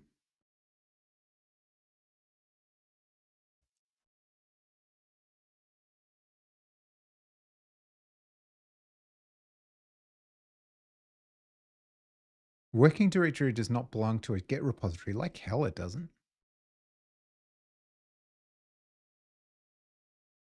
Touchy up RS. Yeah, but it existed, I swear. It's so annoying. What the hell? Be indeed. Mod yup.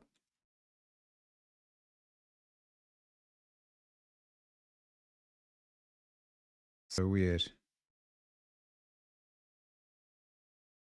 Well, I just removed function without saving it anywhere. So that was weird. I wonder if I go to home directory and then try to find. Trouble is I use the word yup so often. it's it's almost impossible to find anything containing yup on my entire PC. It also had collisions was the word we were looking for. In-game playing, post-process collisions, collision handler. Okay. The hell have I got Unreal Engine in? Wow, that was from like last year sometime. Okay, never mind. We will continue. We will rebuild. We will rebuild. We will survive.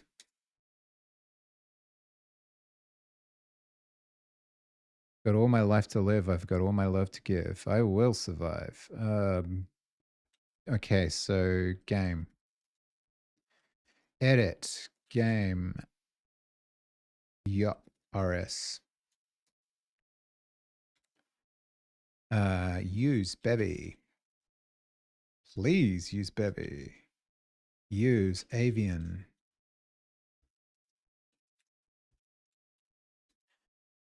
Pub FN plugin. App. And mute app. Add systems. Boop-a-doo. Ba-doo-ba-doo. Add systems. What am I adding systems to? Post, process, collisions. And we're talking about collision handler.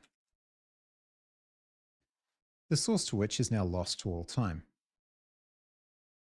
Can't write no such file or directory. Oh, for God's sake. I swear, I need to stop and have some lunch or something. I'm losing the plot. Write source game yup rs. Okay, kill this one. Open this one. Hey, we actually have a file. All right. fn collision handler. Let's see if I can do this from scratch. We needed the collisions, mute collisions, res mute collisions. We needed the obstacles, which are not mutable. They are query entity with obstacle. I know that function plugins are valid, but I still prefer struct. Yeah, I don't. I love function plugins. I really enjoy them. I think they're simple, they're easy, they make sense. Yeah, I've been having a blast with function plugins. In fact, I don't actually know what does the struct plugin give you that that a function plugin doesn't? Like, are the things you can do with it that you can't do with a function? Obstacles, and then we go mute yups is init configs. Okay, interesting. Yeah. Query entity, and then and mute movement speed.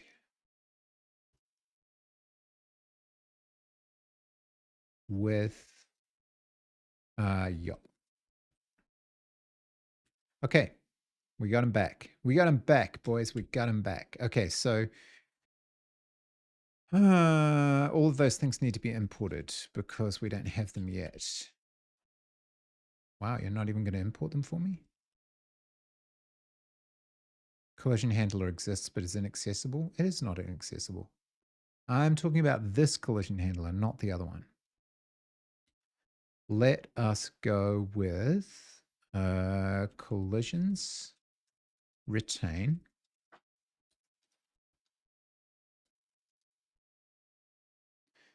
Do you know what? We could probably make this simpler. Seriously, what the hell is going on with this Rust analyzer shit? Let's go back to game RS. No, let's go back to in-game RS, which is a screen. That is not the one I wanted. This one. That no longer exists. That's why it's complaining, I think. And this needs to be pub. In fact, we'll just move it. Oh, we're just breaking all the shit now, man. We're just breaking all of the shit.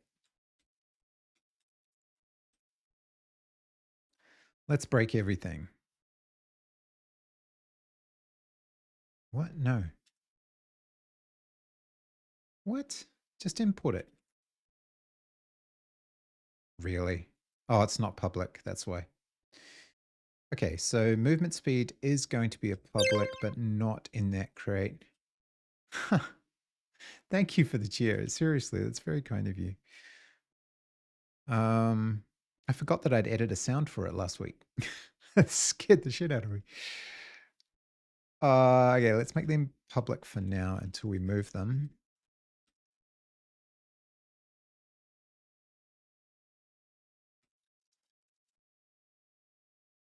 Refactor, refactor, refactor. It's interesting that it won't import it. Wonder why. What about this one? Same problem? Yep. Not found in the scope. Yes, but I created it. Okay, we'll figure that out in a sec. So this should be yups get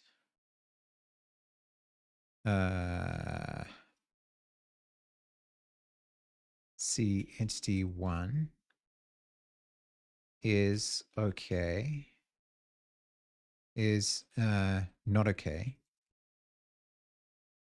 and actually, is it not this is okay? Or is error, right? It's like this.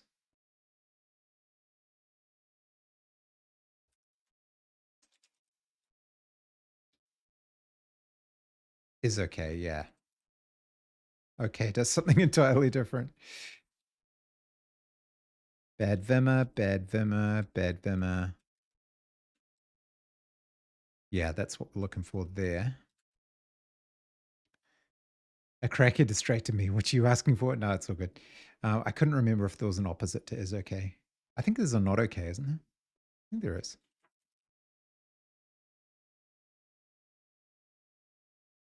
Or is error, I think is what it would do. Is error, yeah. Yeah. So we can undo that though. Actually, is error is more explicit than not is okay.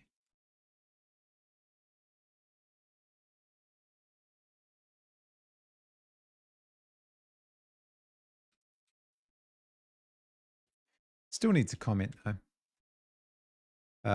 For now, we'll ignore all collisions between yups. And then we need to add a to-do. Sometimes blockers will need to be collided with. Okay. Now we figure out what the hell is going on with our imports.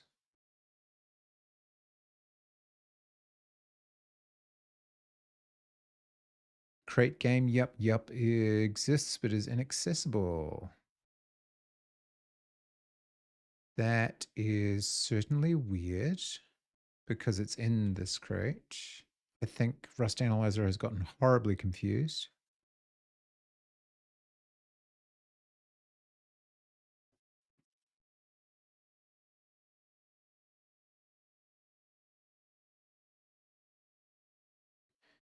They are in different modules, but they should still be able to import each other. They're public, for God's sake. Let's just quit out of here and see if it's just getting all twisted around the axle.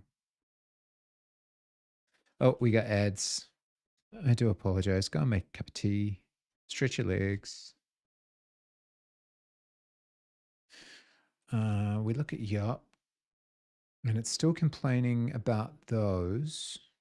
They are in separate modules, but not in separate crates.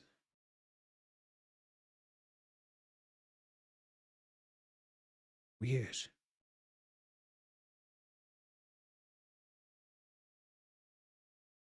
Oh, it's because it's not PubMod. That's why. That's why.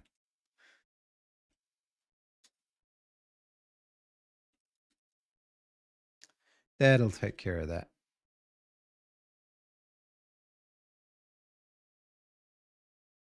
And then the same problem occurs with,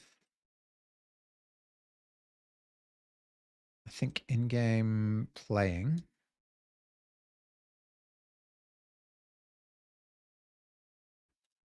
If we look in-game,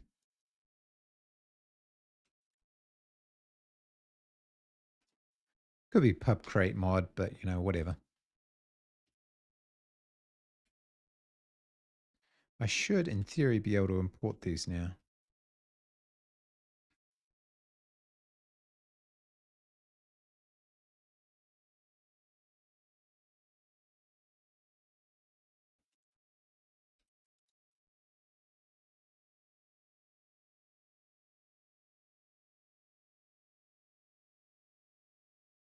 Obstacle exists but is inaccessible. Hmm.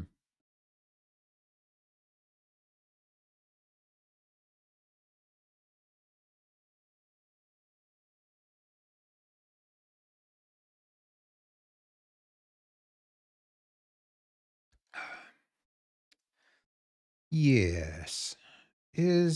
What am I encountering here? Can I import this now?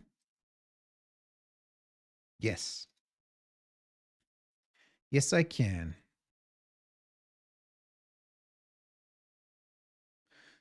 This will be another instance where it's not a pub mod. I just don't know where. I bet it's in-game itself.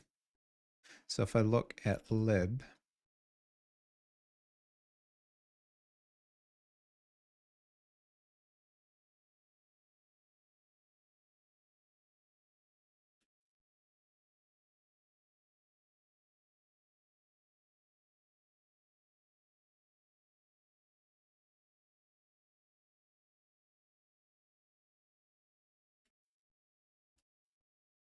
it should give me an opportunity to import it.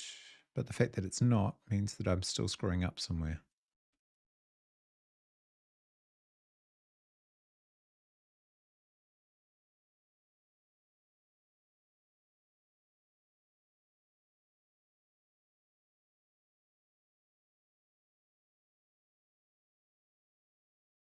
Somewhere.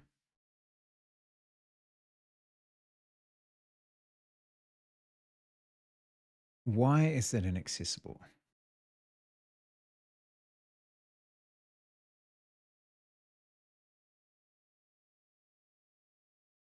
Probably that.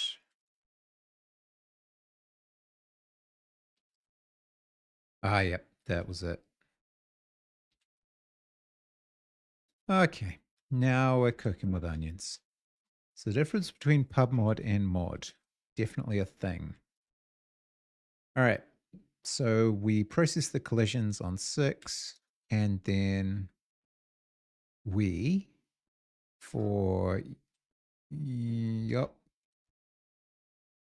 mute speed in and mute yups.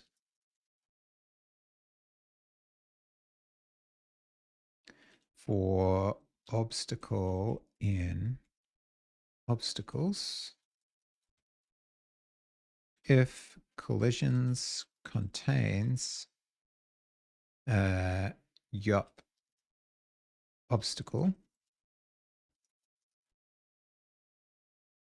speed equals negative movement speed negative speed, basically. Is there a thing called a nut? Do you know what? I think that needs to be the name of the enemies.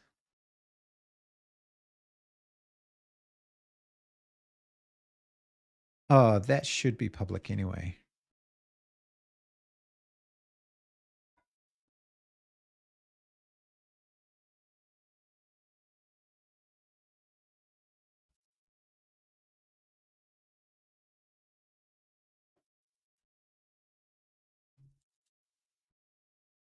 Okay. I could actually derive deref mute on movement speed, couldn't I? And I wouldn't need to worry about the speedo, but we'll do that later. Okay, so did we achieve some kind of success? Or do we still have errors now?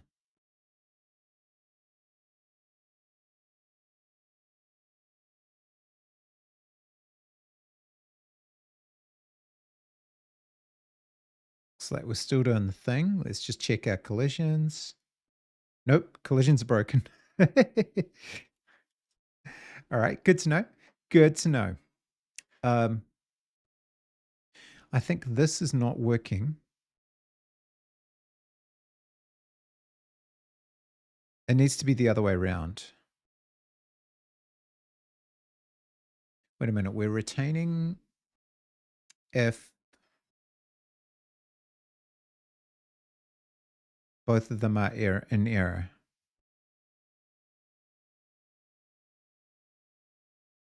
Which is wrong. That would be collisions between obstacles. Oh, I was too smart for my own good. What we need is for one of them to be in error.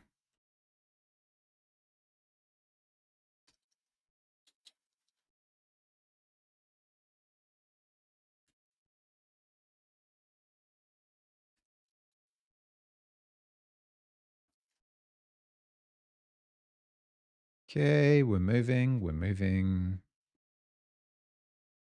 Nope, same problem. Okay. We retain collisions if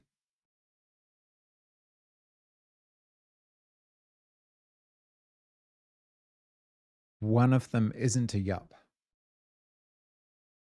I think is what I'm trying to get at.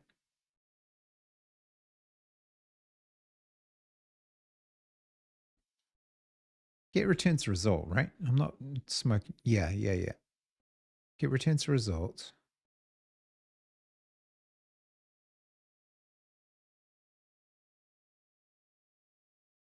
And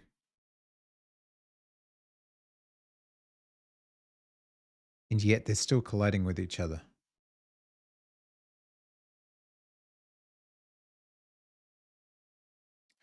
We retain everything for which the predicate returns true, right? Yeah.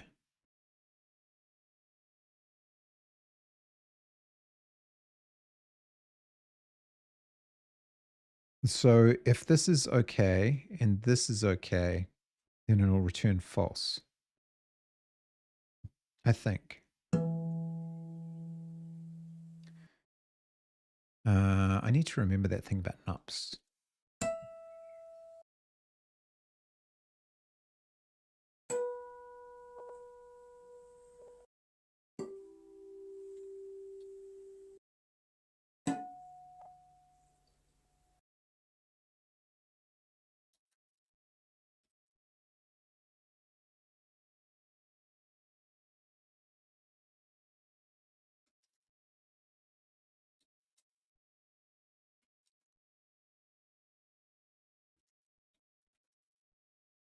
Reddit fuzzy.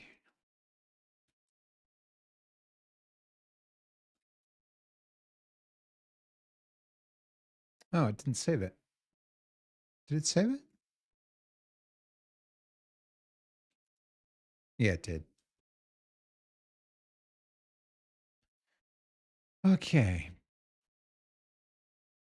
No puppies. Oh yeah, sorry, no puppies. There. Oh, here's a puppy. Hey, come here. Wiggy. Come here. Good puppy. Yeah. Can you look at the camera? What's this? Mm. What is it? Oh dear. She hasn't been out yet. I'm a bad dog owner. Dance, puppy, dance. Why? Why still colliding? Why still colliding? I'm running. Oh, we're not running the plugin. Okay, I'm a dope. Yeah, we do actually need to run the plugin for this to work. Where are we? Add plugins.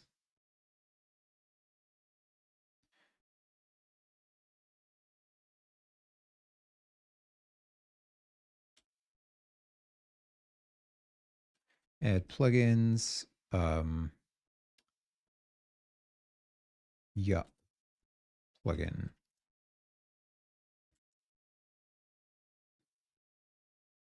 Our dog hasn't been out either. It's bucketing with rain. It was earlier. The sun's just come out, but it's supposed to thunderstorm later.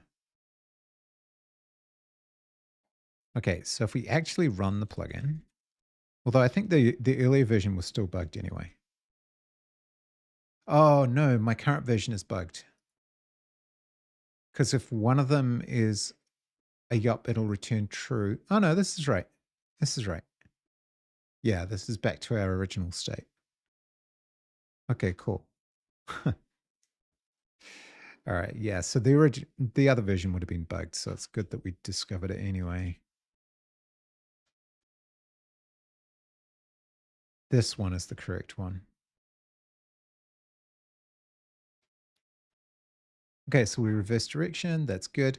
So what are the things are yup specific that need to be moved into that? Why are you not going away? They need to be moved into that file. Obstacle, platform, no. Movement, no. In fact, we could have a movement plugin for all of this. So I think we will abstract movement into, but this is specifically move yups. Whereas I think we could potentially move anything with movement speed.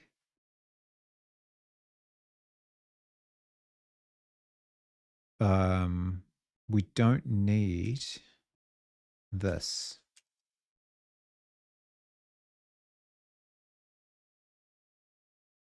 Moving objects.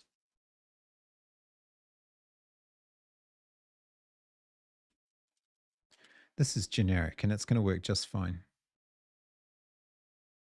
Chances are that yups will be the only things that have movement speed, but oh God, you never know. Still the same. Still the same. Okay, so let's refactor that into a movement plugin.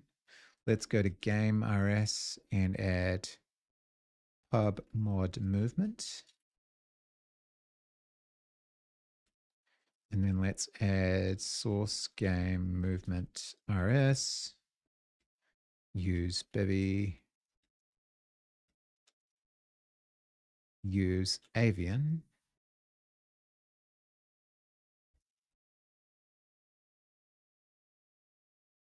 Pub function plugin app and mute app.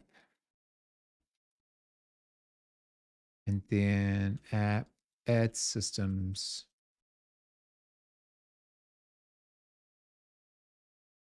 fixed update movement.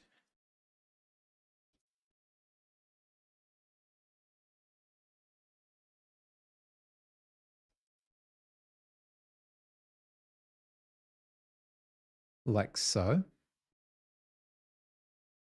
And anything with movement speed will get moved. Sounds reasonable to me. All right. Let's see if we need to fix the old one.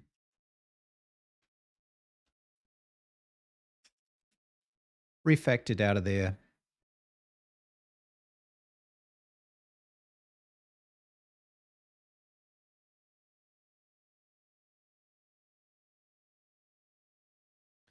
And we run.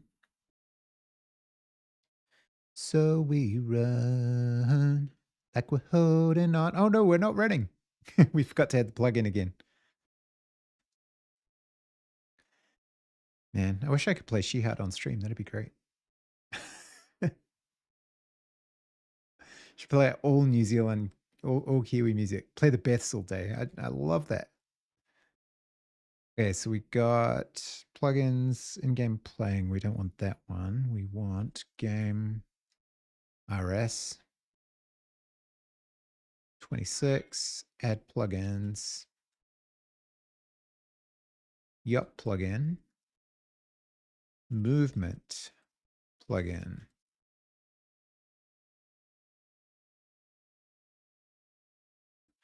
We had that a few days ago. Mum was like, thunderstorms in summer not going to happen. Next minute, yeah. I love thunderstorms. Hey, we're moving again. All right. Always helps when you add the plugin.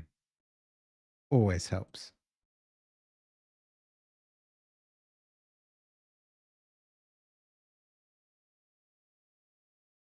All right, cool. So we've got refactored movement. Yeah, our CI will fail, but I think we can still commit. Oh, hang on. We forgot one. Basic movement of yups. Collision detection.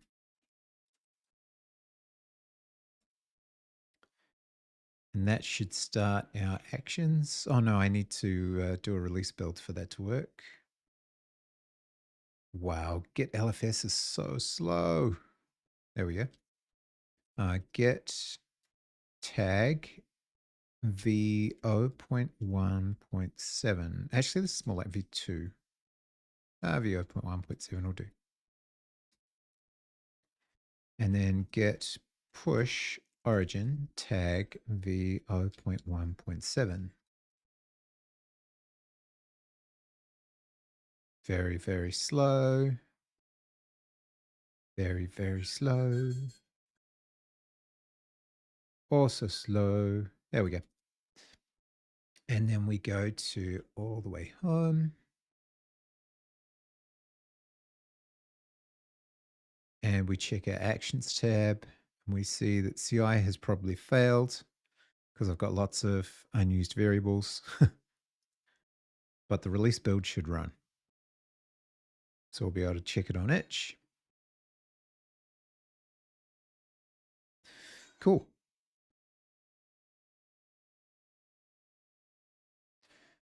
Can I just add to the Kago toml so the plugin runs automatically? Can't remember if that can be done in Rust or if it's just a node thing.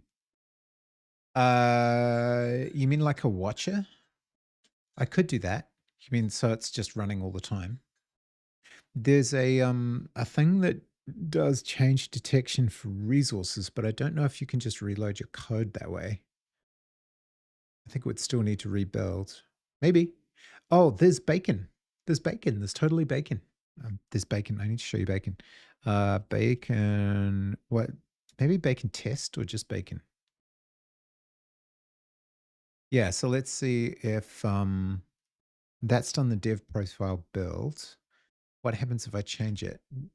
It just checks the build, but it's not actually running it.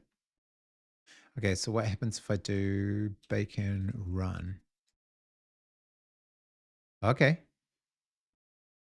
Togglebit uses bacon? Yeah, I bet he does. Togglebit's awesome. So we start and so on and blah, blah, blah. I use bacon test a bit during advent of code. I could just leave it running here if it works. Okay, so I exit out of there. Bacon's still running. What happens if I change something here?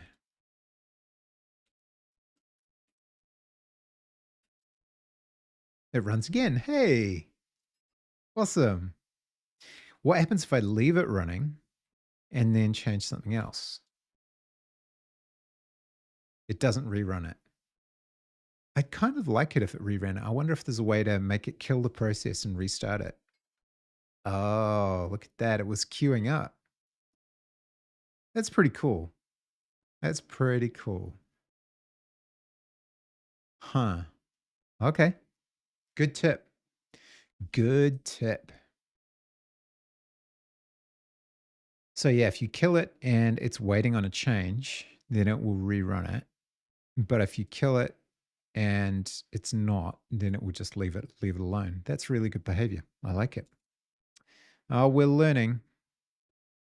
We are learning the things. Okay, cool. Leave bacon running. You haven't rusted for a while? You should rust more often. Oxidization is where it's at, man.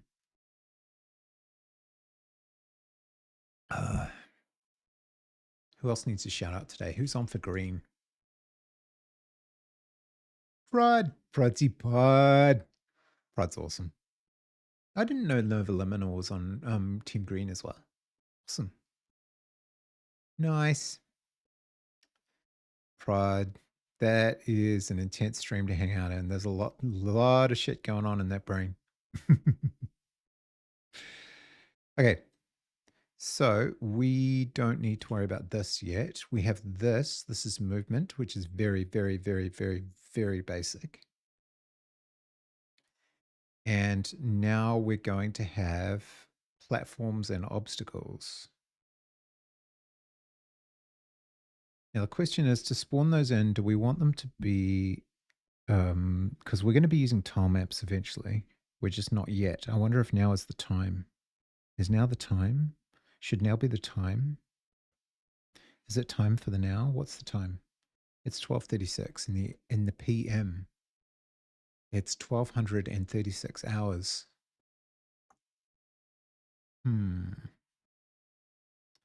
No, I think we proceed along this train of refactoring that we're on. Want to do more Rust stuff, but there are even less jobs in that at the moment than web dev. No, 100%. That is 100% correct. Even I haven't been able to find a Rust job yet, and I've been writing Rust for a while. I looked for one. I definitely looked for one. I applied for a couple. It's all in, a lot of it is in crypto, which I'm not that interested in.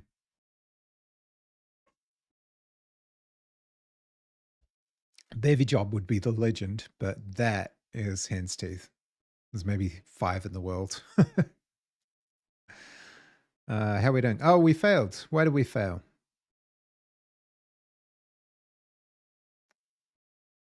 Call to executable cargo with args. Return to bad exit status.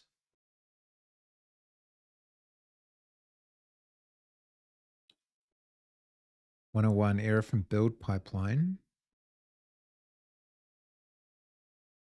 Could not compile Bevy EGUI due to one previous error. Oh, we don't actually need Bevy EGUI.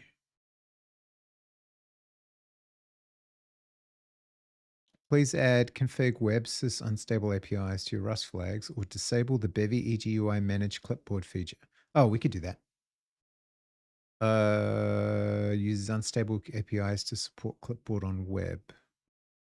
I don't need it at all. It's supposed to not run during dev builds. Maybe I need to move that out of the ordinary features. Yeah, here we go. Dev dependencies.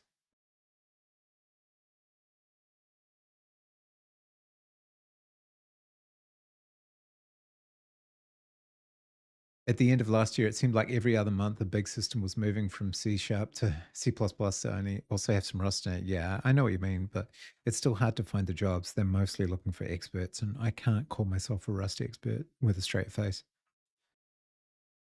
Dev dependencies, dev dependencies. Where do I put these? I've forgotten again. Those are features, dependencies.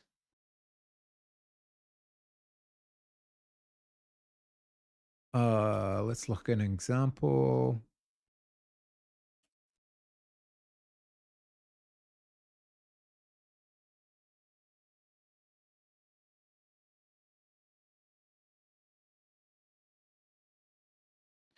We'll check new 2Ds version, dependencies. Oh, they don't do it either. What about Bevy's one?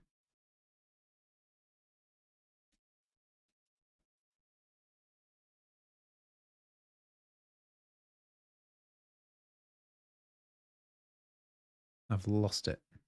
I've lost it. I've lost the plot.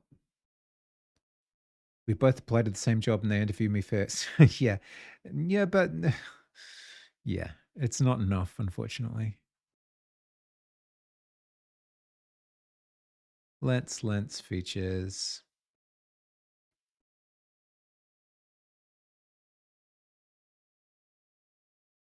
Oh, I've forgotten how to do this. Oh, I know where I saw it. Bevy real time.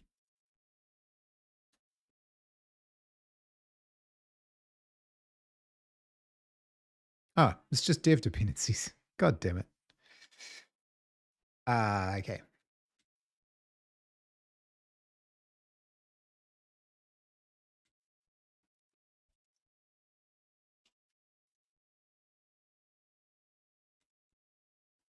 That's what we were looking for.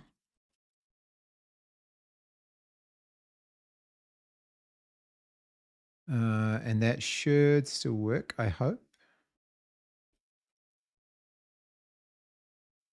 Move Edge UI to dev dependencies.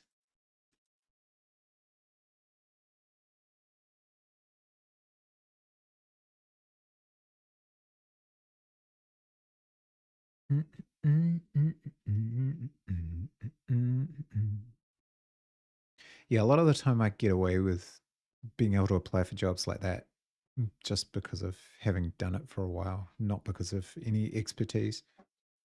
They just assume that anyone who's relatively senior can do that kind of shit eventually. Doesn't mean I'm an expert, that's for sure. Git tag v0.1.8. Push origin tag v0.1.8.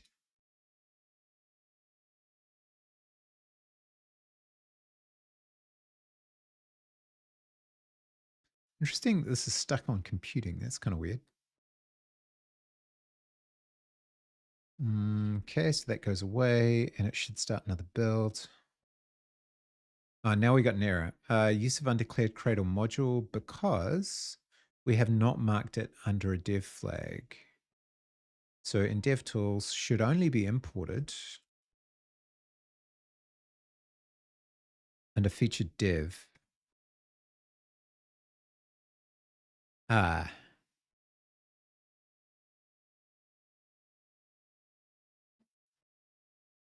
Whereas the error is in DevTools.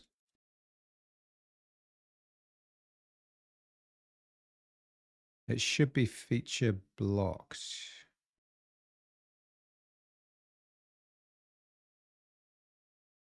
How does real-time do it? Bevy go true and Bevy HTTP client.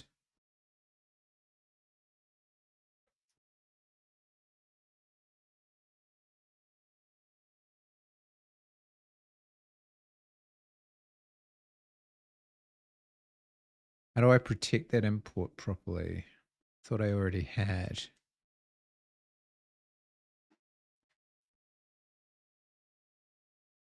It shouldn't be loading this unless feature dev is enabled. In cargo, feature dev is this.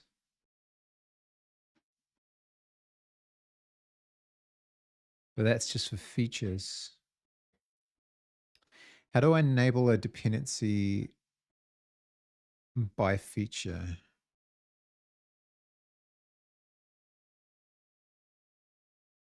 I think I need Claude to tell me.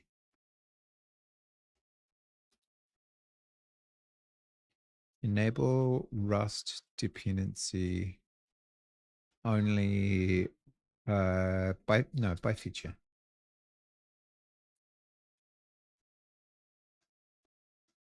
I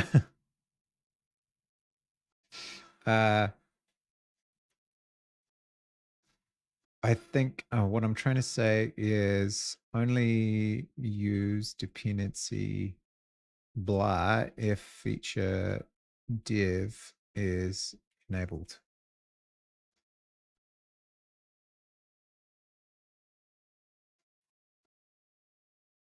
Optional, that's what I was looking for. Claude now, not Big Green Robot. I've been experimenting. I don't really want to pay for both. Okay. Config feature div, use blah. Yep. So optional true. Okay, that I missed.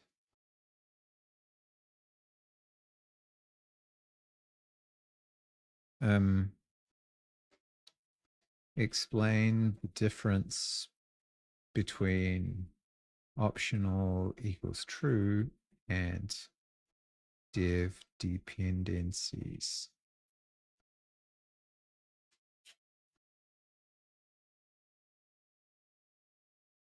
Only needed during development, automatically excluded from release builds, always available in test builds.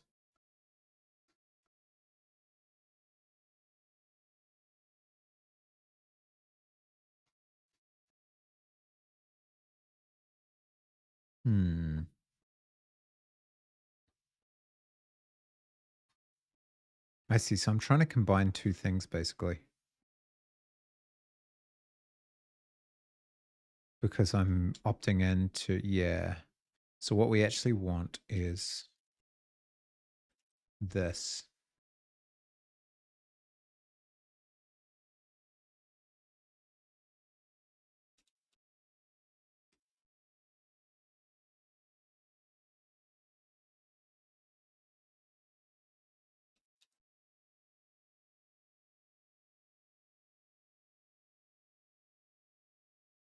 think.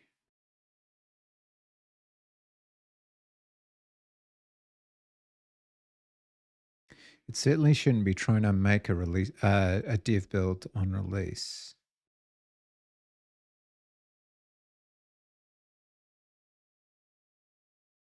Yeah, I think that's what we wanted. First of all, does it compile now? Doesn't look like it does. No. So now I need to protect the use statement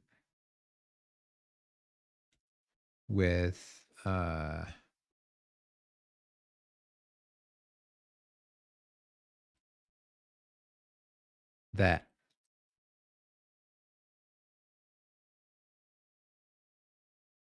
No, doesn't like it.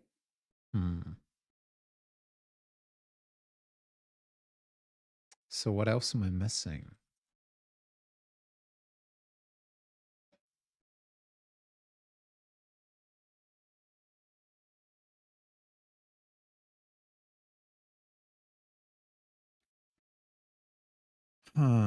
Were you right, Claude, or were you wrong? Were you full of shit?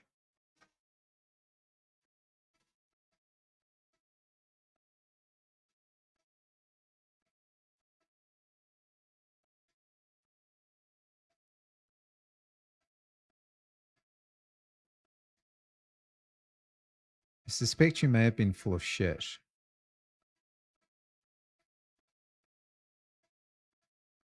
Oh no, maybe not.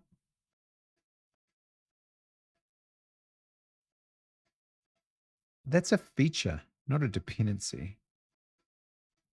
Let's check.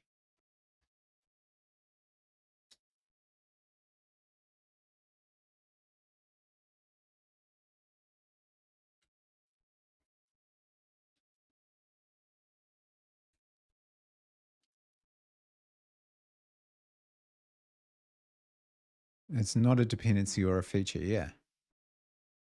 Wait, what? Neither a dependency nor... Oh,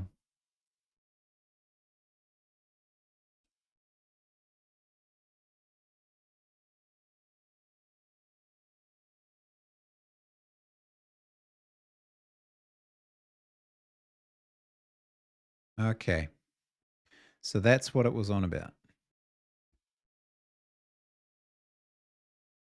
Okay, I'll buy it. That seems reasonable. It's a little complicated, but I would have thought a dev dependency section would be cool, but then you can't conditionally compile the feature. So I guess that makes sense of a kind. All right, let's try pushing another version and see if that passes the web build. Conditional compilation for Edge UI. And then get tag. Hang on. Push that one. I do believe.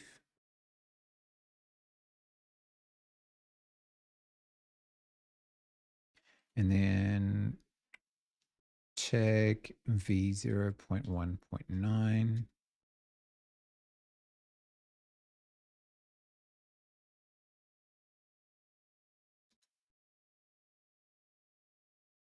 Yeah, something like that.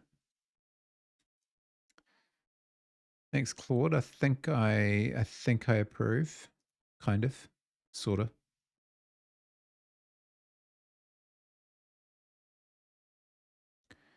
Okay. So hopefully this build should actually run.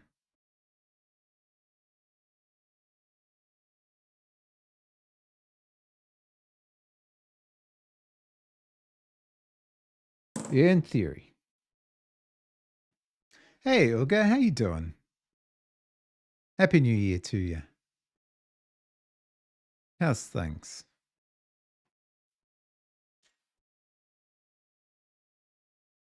Okay, so we can now do that. That's good. So we should be able to ignore that. And I don't know whether to have a platform module or like an obstacle module, or if that's just really going to be tile maps all around. I think that's going to make more sense. Doing good. Finally got a new laptop. Nice. Hey, Just, how you doing? Yeah, sweet. New laptops, new year. What's not to like about that? What is not to like? Christmas present? Self Christmas present? Okay, so we've still got stuff in game that doesn't make a lot of sense, like all of this stuff. Um, that's doing things like spawning levels or spawning platforms.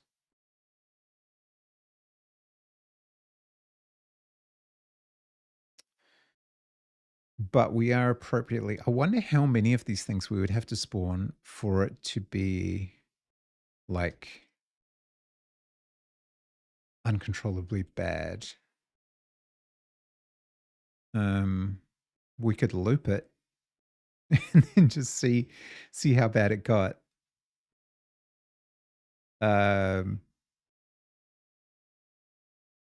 Before you with all the collision detection stuff. Good day for some bevy, indeed. Indeed, indubitably. Let's go with for I in 0 to say 100.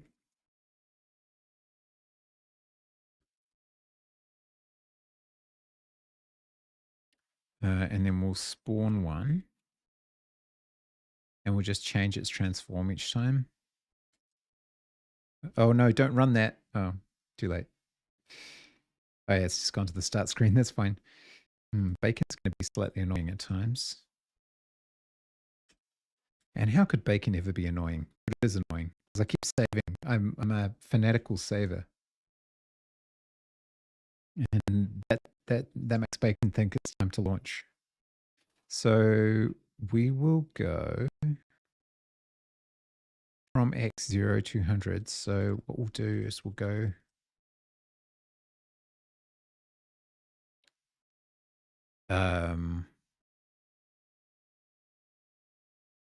I as f32 plus times. Ooh, times could get too high.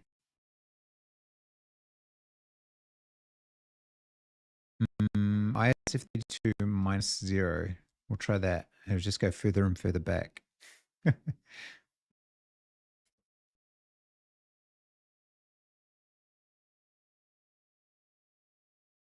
Be doing some legit Lua, and boy do I hate having to put the file type at the end for a name. For example, photo PNG instead of photo. Yeah.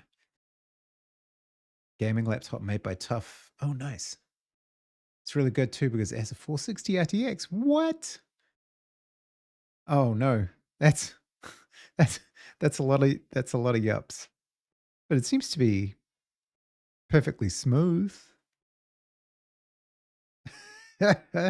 it's an amorphous blob. Maybe we should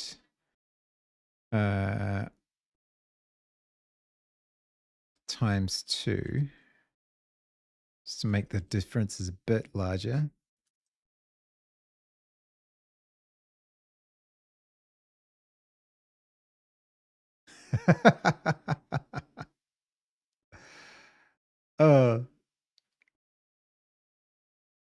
Okay, what if we do 1,000?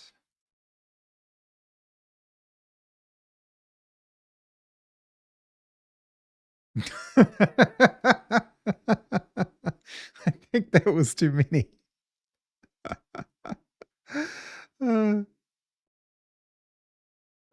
I mean, it's fine. It's perfectly fine. Okay, we're going up by a factor of 10 again.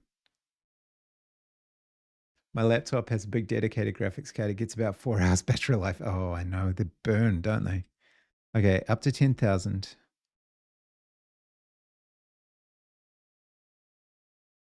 Oh, that was a little. Oh, yeah. Now we're starting to break. The stream could die at any moment, by the way. Now we're starting to break because of all the collision detection. Okay, so what about 5,000 or 2,000?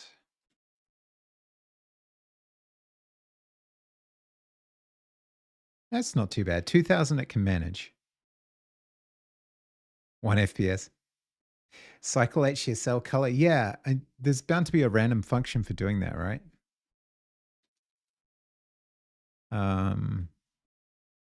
Maybe I'll just make 1,000. Go away, bacon. Stop spawning. How do I get a random SIGB? Actually, Claude will be able to tell me. Map I to H. Random HSL color Rust.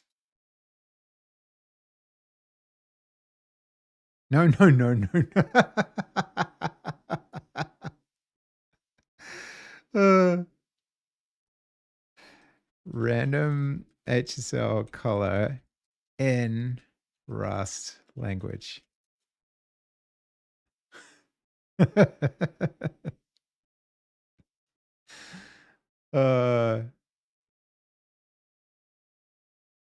Okay. Does Bevy even use those ranges? You're saying map I to H. I to hue. Okay. And use the same saturation and lightness. Okay, let's see if we can do that. Random rust-like color. That's not quite what I meant. Materials add can take an HSL, can it? It's an into color.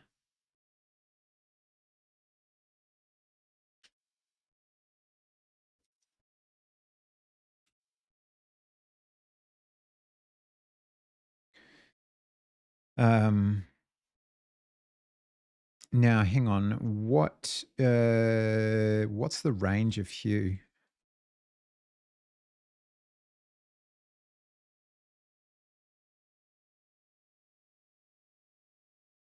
Zero to 360.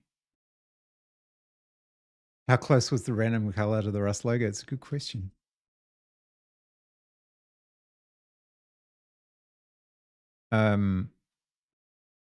How do I get a number that, well, actually, let's go to 360. That'd be easier.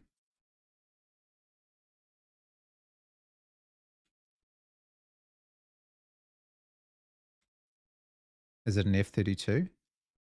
Yeah.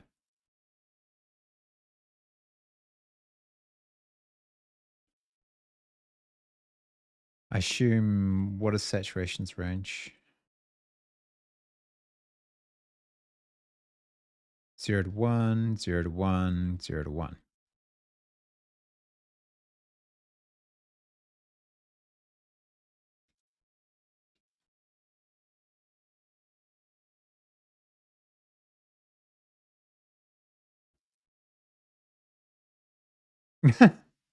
That didn't have quite the same effect I thought it would.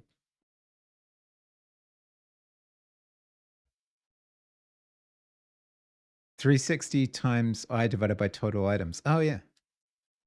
All right. I'm game.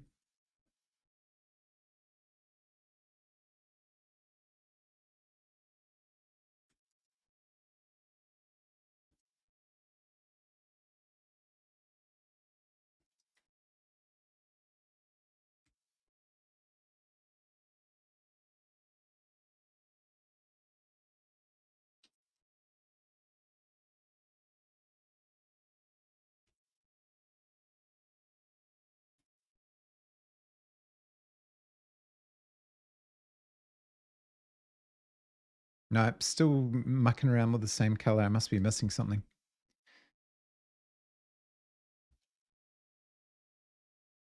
S and I are between 0 and 1.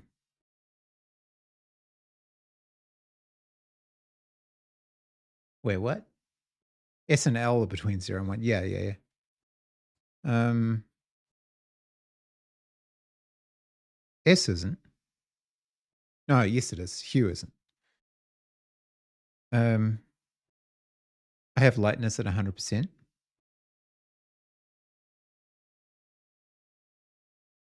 I have no idea how HSL works. I never use it.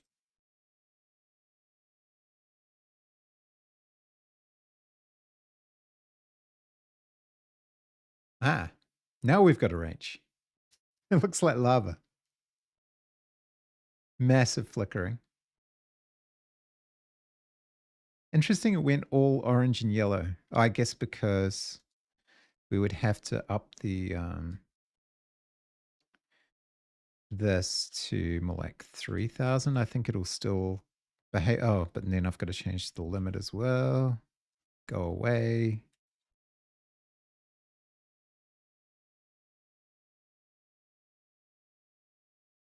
Yeah. Oh no, we're starting to struggle at 3,000 due to my horrendous algorithm.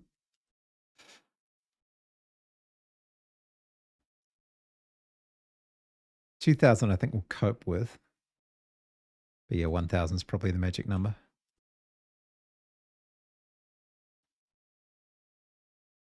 And we would need to change the distance between them to something more realistic as well. So like,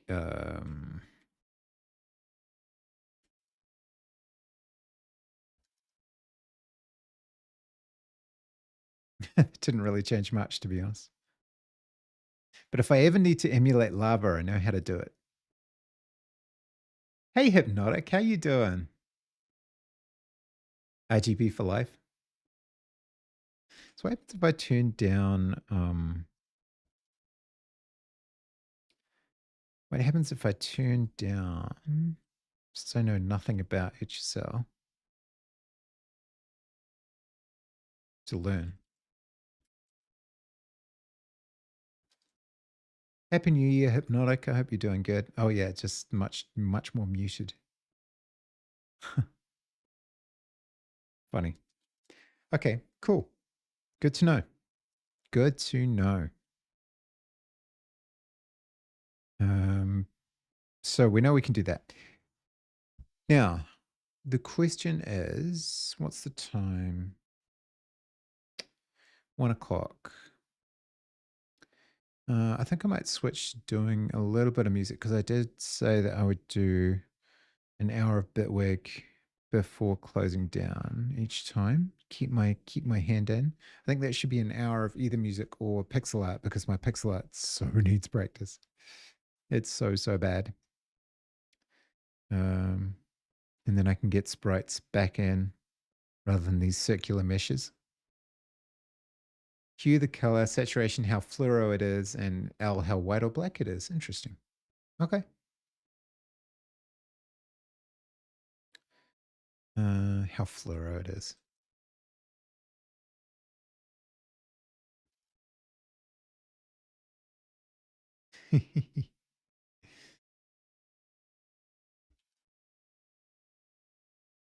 It's annoying that it restarts twice. I have to fix that. I bet your pixel art is on the way. It is, I wouldn't say it's on the way. I think it's at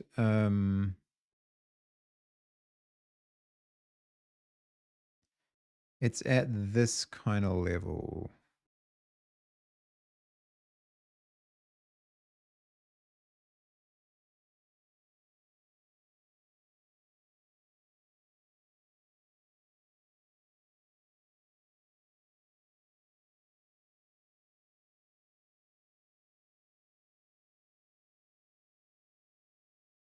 Oh, not even that kind of level.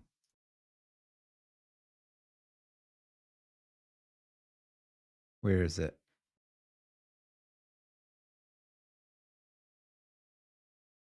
That's pretty much the level.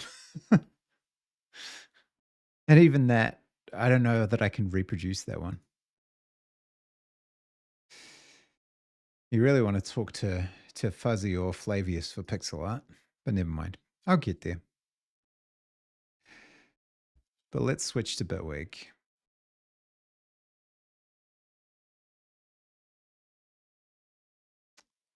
since I need to practice that too.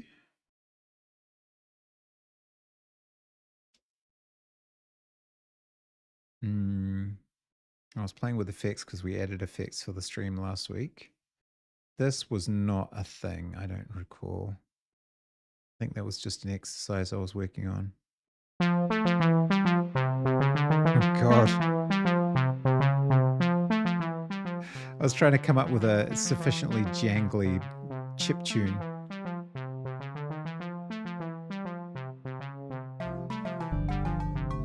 Whoa, hang on. What's going on there? None of them are in synchrony. What is happening? What?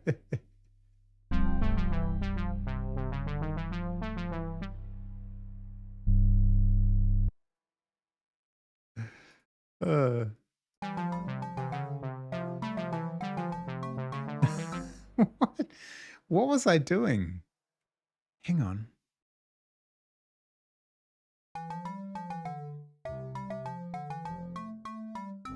Oh, that's right. Sounds like there's something out of Bob the Builder. Oh, you haven't done pixel art? Yeah, I mistook. You're mostly doing the canvases.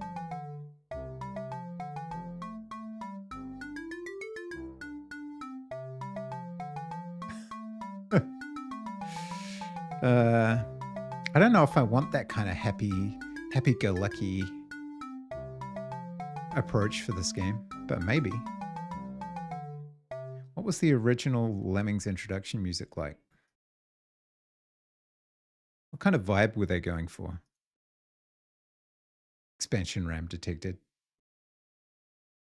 Good old Psygnosis.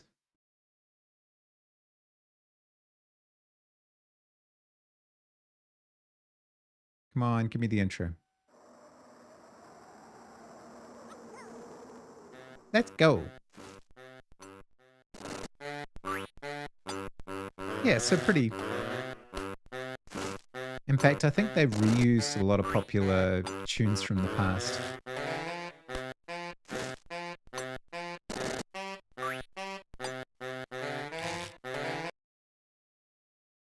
I mean, vibe check wise,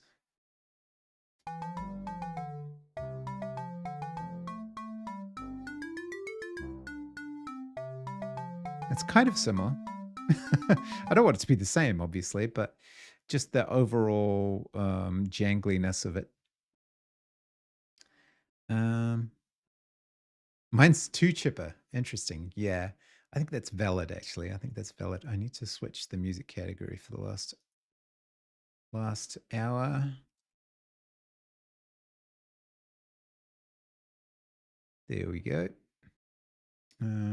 Stream topic. Music for the last hour of stream. Yeah, I mean, you can. There's a whole bunch of classical tunes that are effectively open source in terms of being able to record them. So you could just reuse a bunch of that, but it'd be nice to do original things. Why have I got cozy sofa keys and what was it? Hang on, no, don't record. Don't mute that, and that.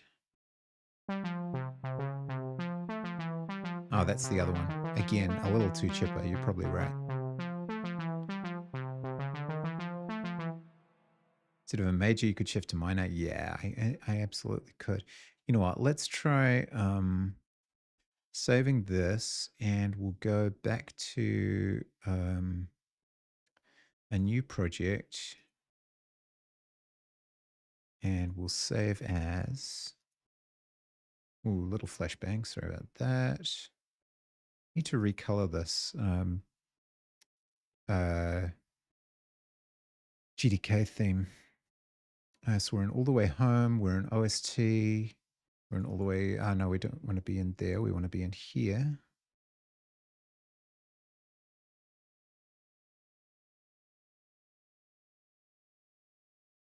And we'll call it, I don't know, muted.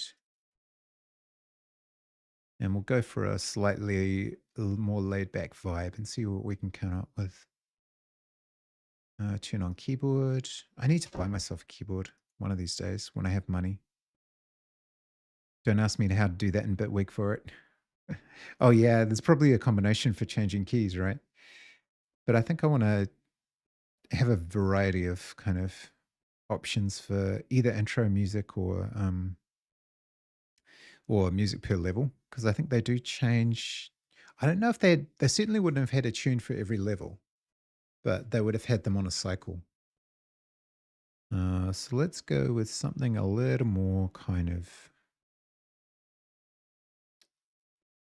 organy to start with.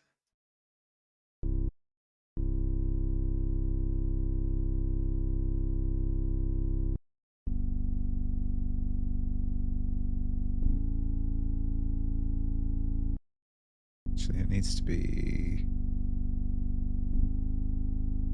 yeah. So we can just start with a drone, which is fine. We can go, oh no, that's way too low.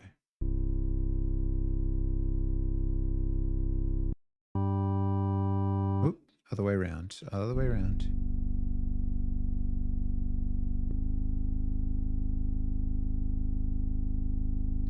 Yeah, this one may be a little too sinister, but let's see where we go with that. Let's see. So that was the incorrect one. That's the correct one. Just mute this while we drag things around.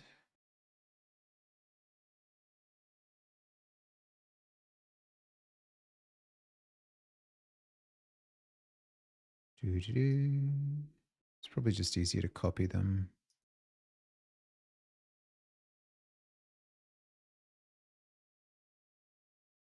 Yeah, whether it gets too sinister, we'll figure it out. Oh, we got ads coming in a sec. Just one song can become absolutely droning. You're dead right. Oh, why didn't that play? What's going on there?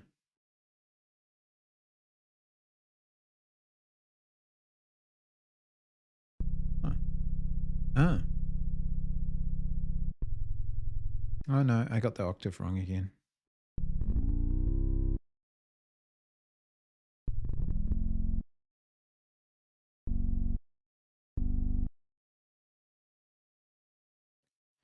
Yes, we need to make those shorter.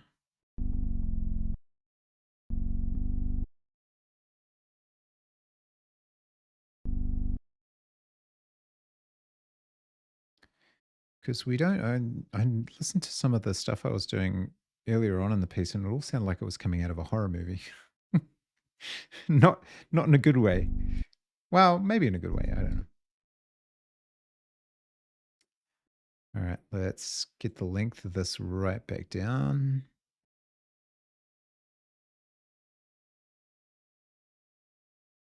Since we just want a 4-beat.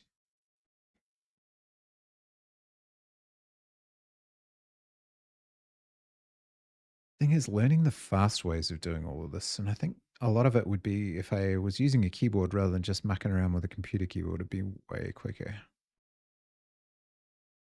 But never mind. You do what you can. You do what you have access to. You do what you can. Make the game look spooky like Castlevania. I did wonder about giving it kind of a muted grayscale kind of theme and then just introducing colors. I love the whole vibe of I mean this is awesome, don't get me wrong, but I love the whole vibe of ah damn. Lost it. Game, thing, Steam.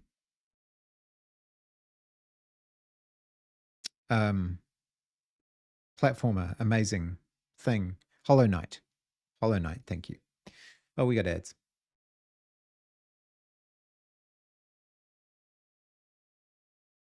What's going on with Steam? Winter sale? Oh, award winners. What won?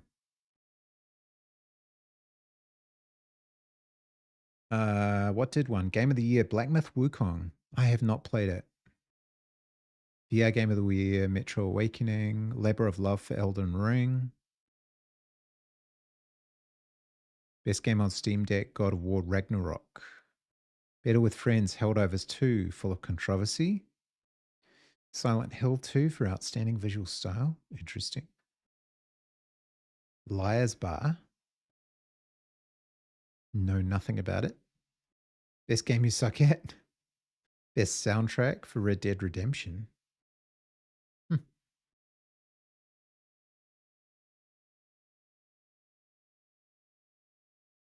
And Farming Simulator 25. Ah, you gotta love it. Okay, so we take this, we copy, and we go up a half tone.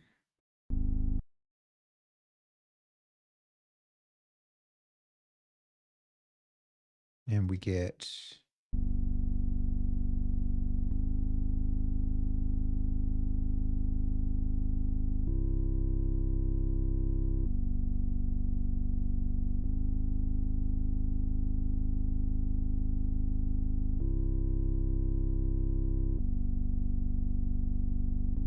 okay.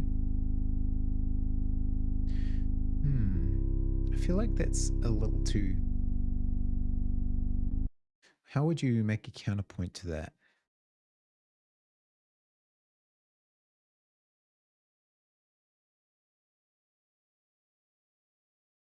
Also need to stop doing things in C.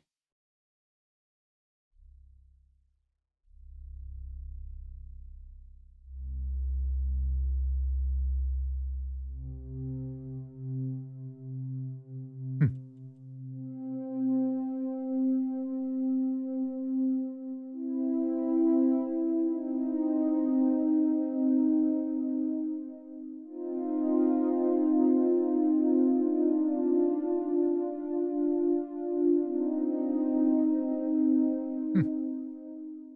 I don't hate that actually. Prefer more indie games than 8 AAAs. I haven't played any of those games you just mentioned. Dave the Diver is absolutely indie. Yeah, Black Myth Wukong sounds interesting. What I'd quite like to do is go back and play that game from 2019. The samurai one. What's it called? Something Tsushima. Ghost of Tsushima. I thought that'd be pretty interesting. Yeah, I've gone from spooky to ethereal. I know, right? I've just completely lost track of what the idea was, but I'm going to try it anyway. Um, so let's go with.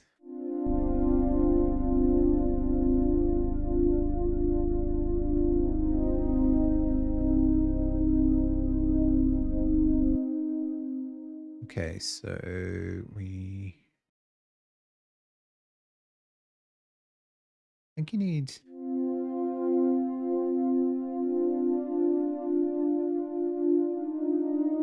I think you need more like that.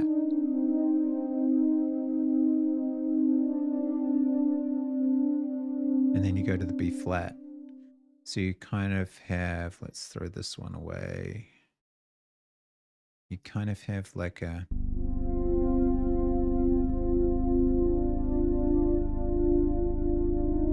We'll just ignore what's going on with the drone.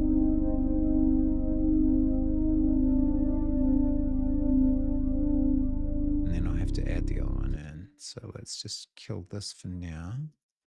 We go to this and we start with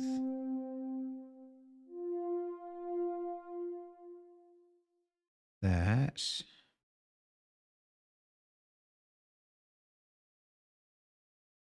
Wait, what?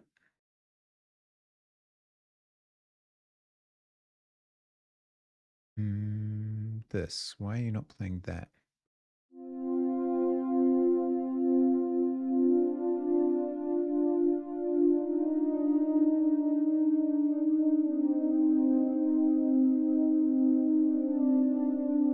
And then you go to the B flat. So this becomes copied.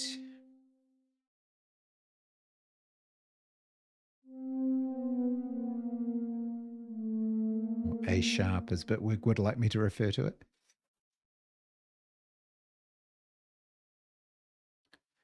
So that needs to overlap very slightly, and then you get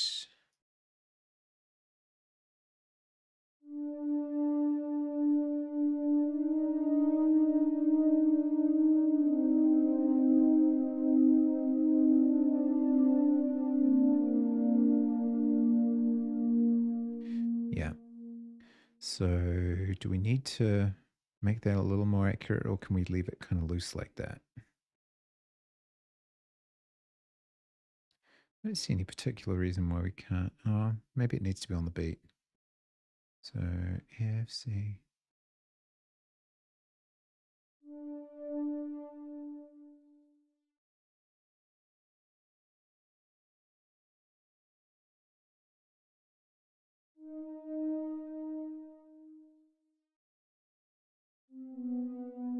They just walk down basically.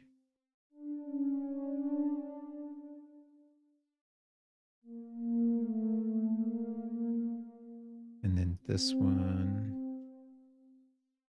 re-enters here.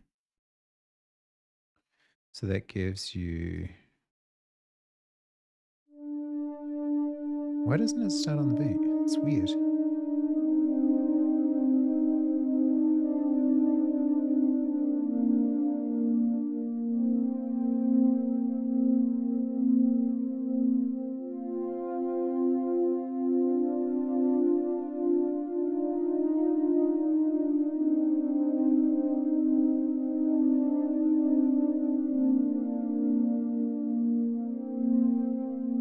Okay, so that needs to clean itself up here. Maybe just with a tiny overhang.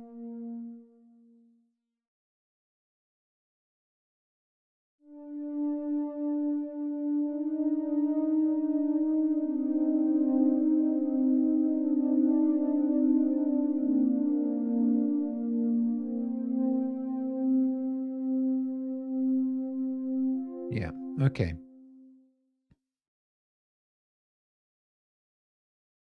And the rest of this just needs to finish out before the 9th. Okay. So what can I do with that?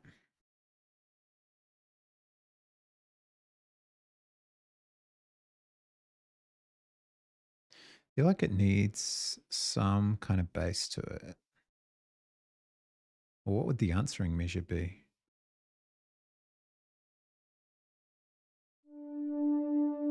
Why doesn't it start with the first part? Is it slightly before the beat? So weird.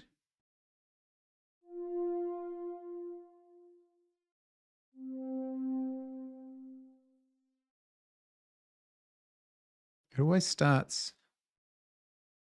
here. Why?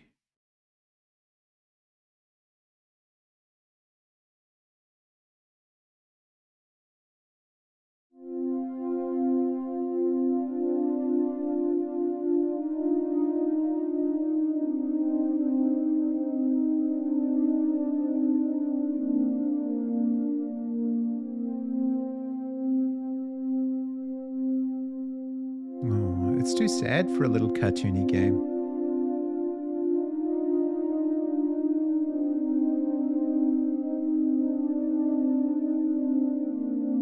This is what you play when everybody dies.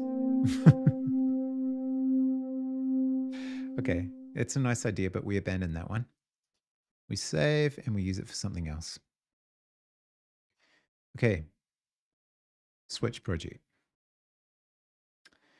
I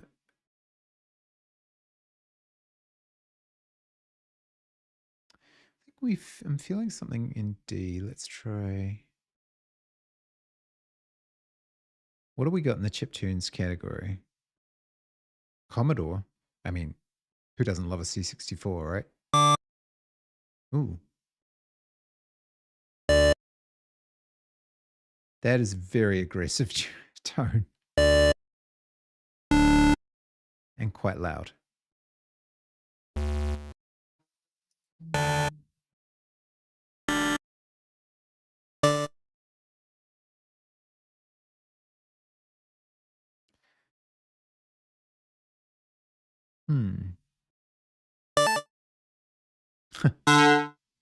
Oh, these are very loud. Mario, really?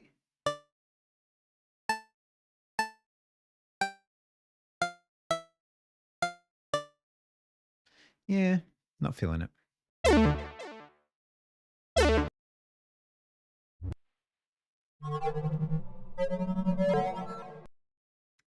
spectrum represent, man.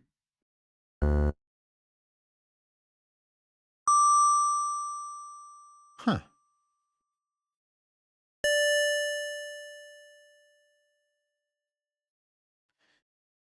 I feel like that's what you want. Short, sharp, and clippy.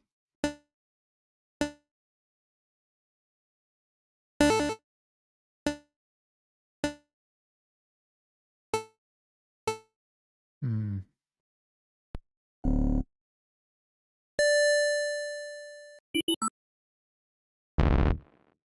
Oh my God. No, I'm looking for something with just a little bit more resonance. What? What on earth? Laser little chickens?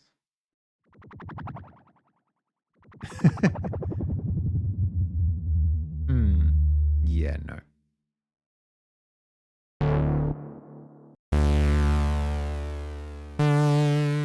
Too big and aggressive.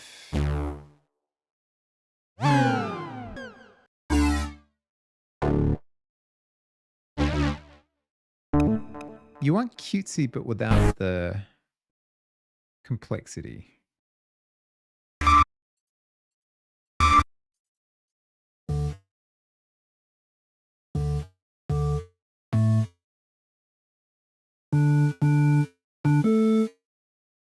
Hmm.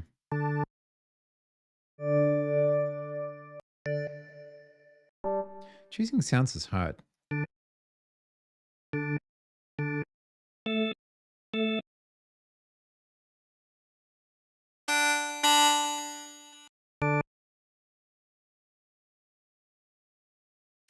Always challenging. Next room, organ.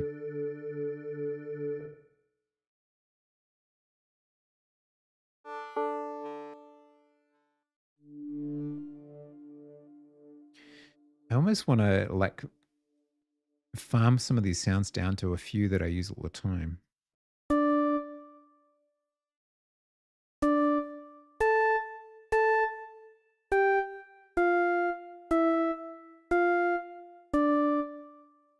Hmm.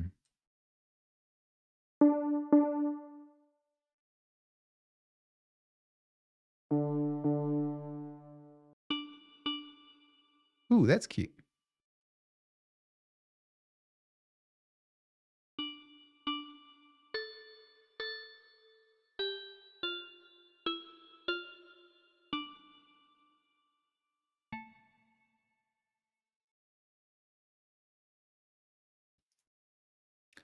Wonder how I can like quantize all of these into one.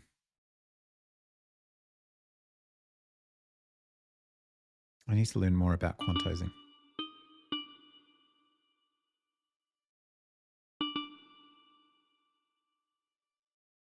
Like I'd want this to fall on that beat, for example. How would I do that, I wonder?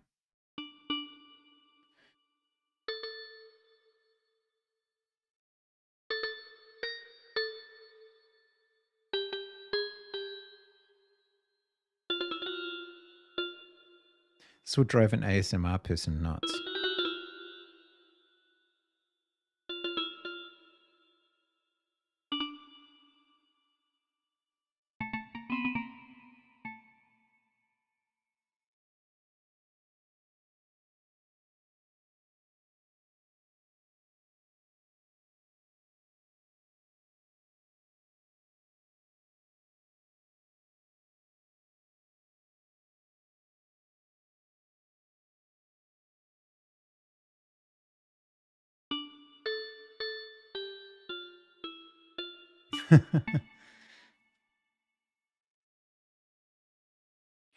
Not quite what I had in mind, but let's get speed up.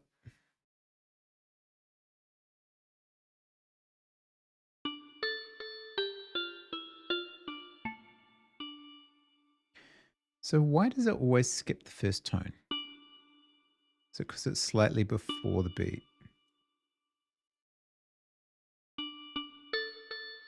Yeah, I guess so. And I think you want it short enough that it doesn't ring too much.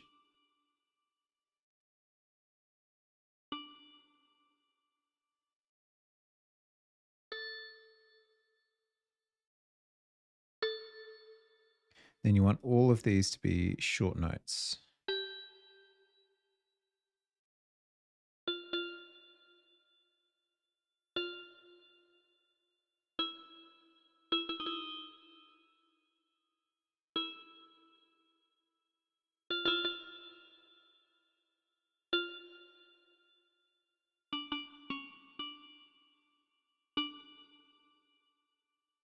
Sounds like someone's rattling against the Christmas wreath outside. We got a metallic one.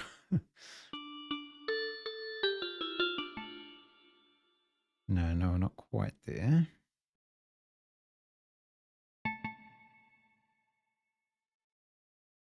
How you can get those to be slightly more legato.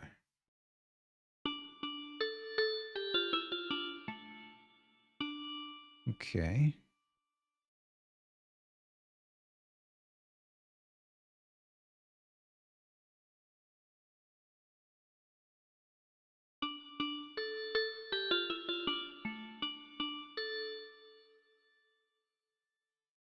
And then you can have an answering phrase pretty easily by just going copy.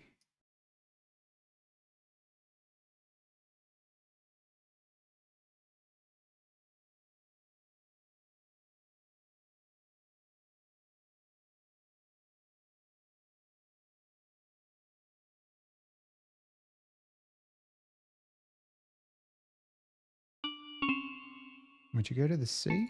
Or is that too weird?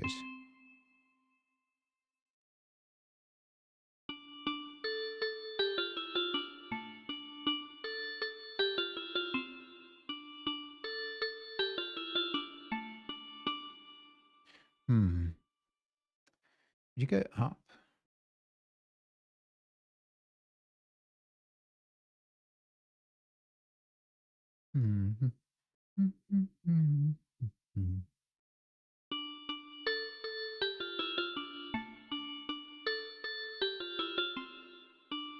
Yeah.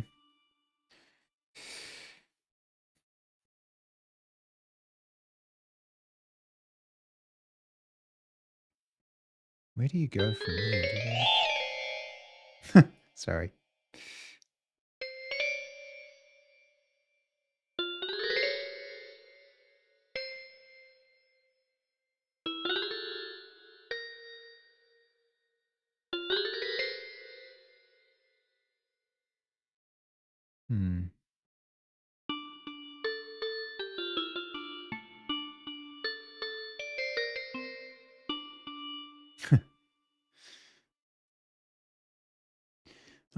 Then you're into a... Why are you going to the B flat there?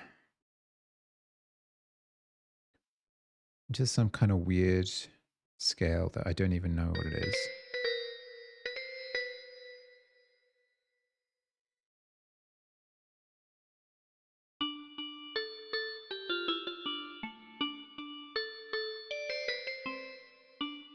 No.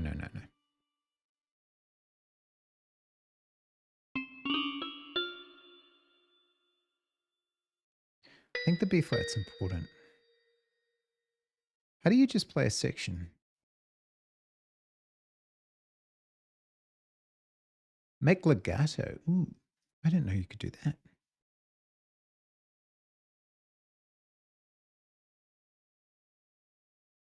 Ah, it just extends all the notes.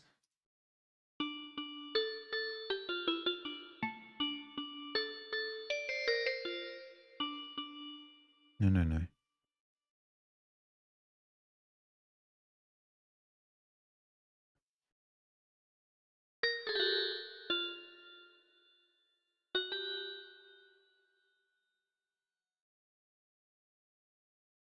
How do you just play a section? How do you restart the playback from here, say? The space starts you at the beginning.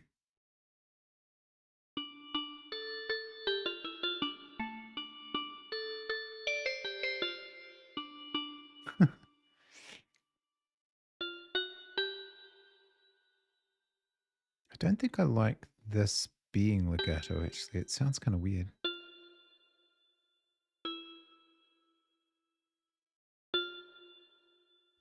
We're going for sort of vaguely Slavic folk song. We're on the right track.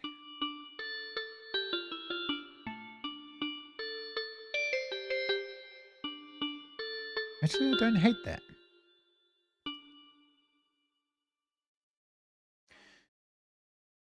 Then you're into, you add or copy or duplicate.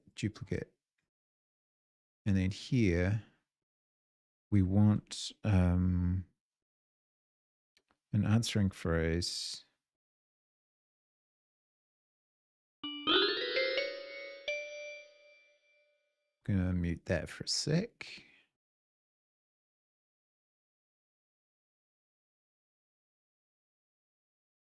Then we go to the G, to the C.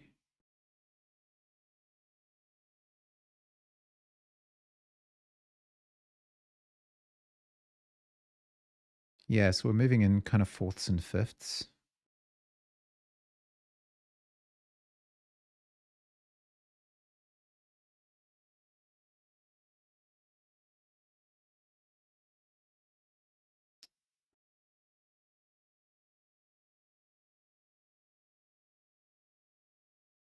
Back to the D, and then we go.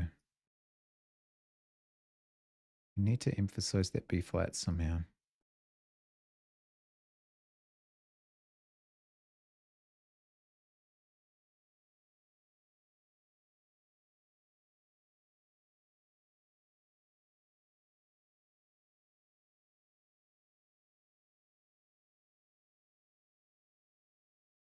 The fourth, the fifth, the major lifts, hallelujah, indeed. It's not a perfect chord though.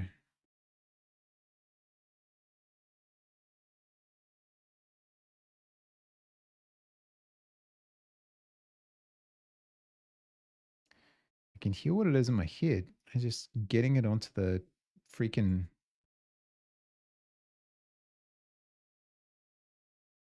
page is a little tricky.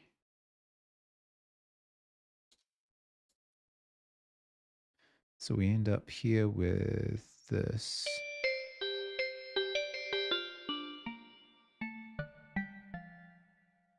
No.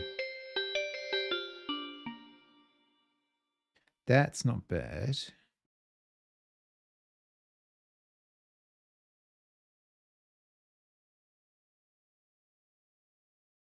This is wrong.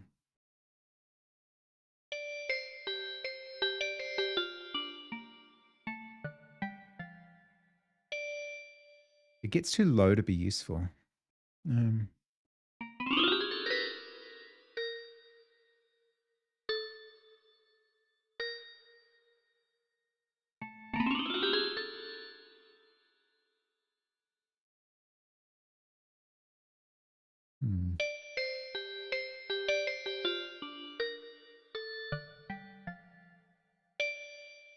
See, that's not horrible.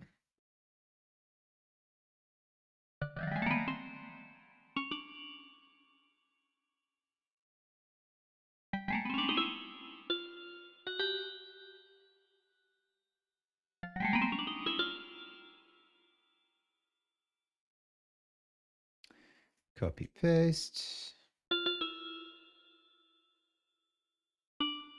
And finish on the D.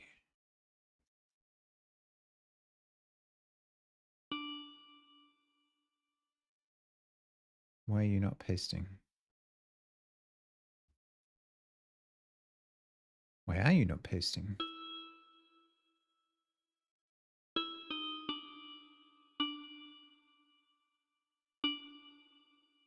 Sort of imagining the sprites doing some kind of weird little folk dance to this.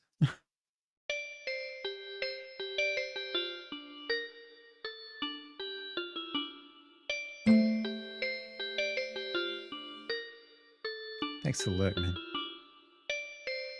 Okay, so that gives you We Are Toys, which is kind of appropriate, really.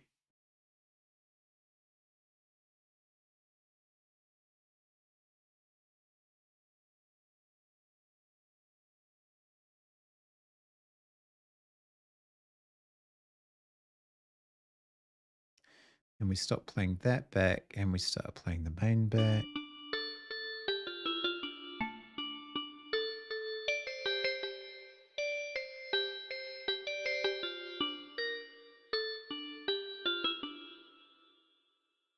Okay.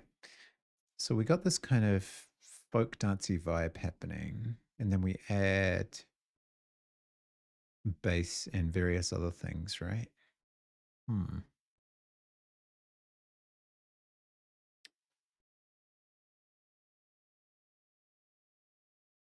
So do we need to repeat that first phrase?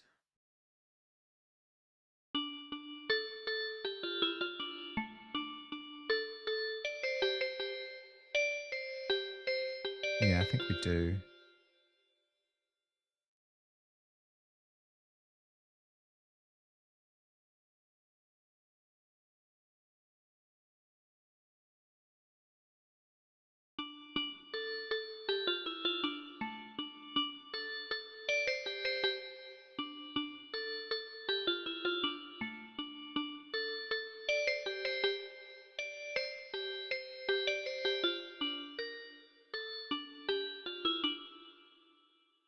Okay, so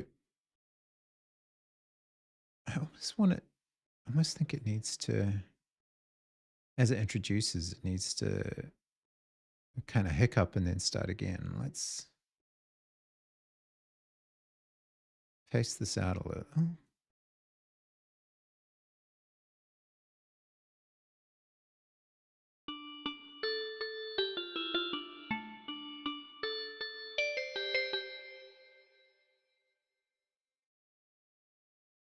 Hmm.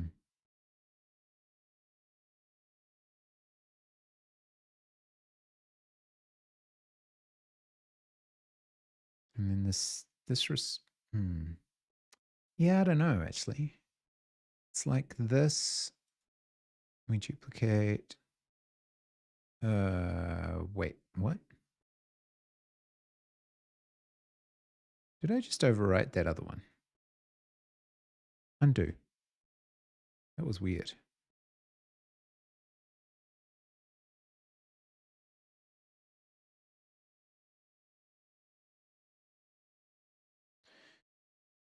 So in this one,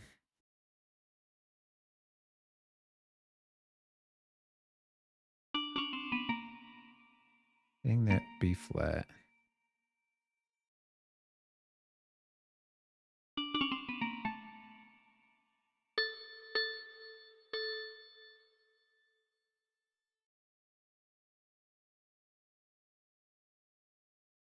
And that becomes this.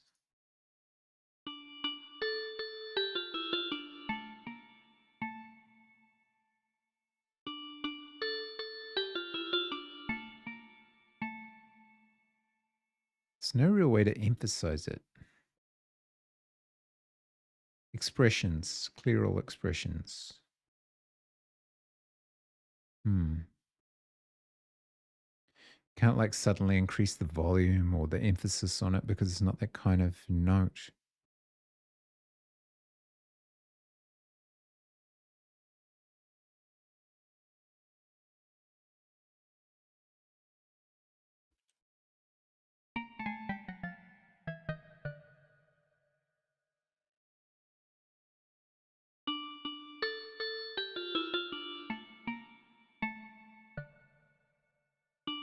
Yeah, it's quite dotty.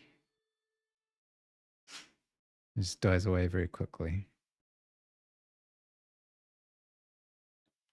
But if you were to do that as your introduction.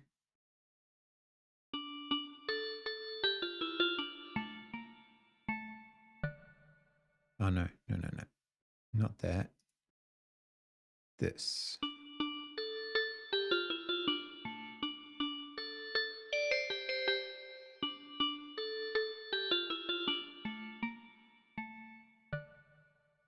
I don't know.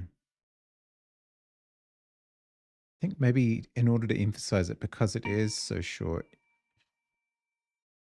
you just have to repeat it.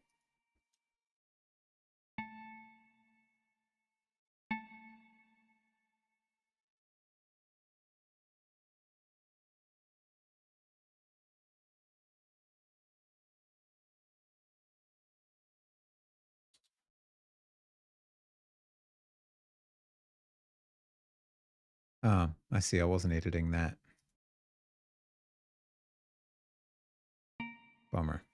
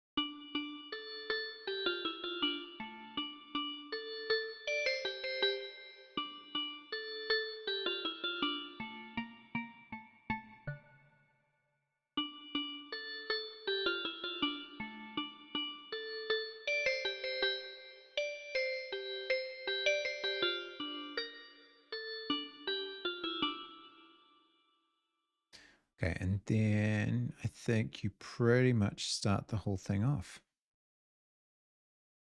In fact, you could probably begin from here by adding other instrumentation. So let's see if we can manage that. We kind of had a wompy sort of a bass for the other one. Let's save this. I'm thinking maybe as the opening.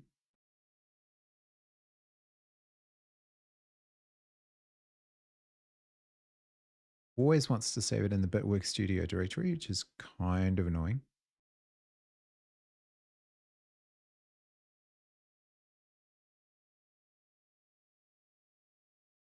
Maybe opening question mark.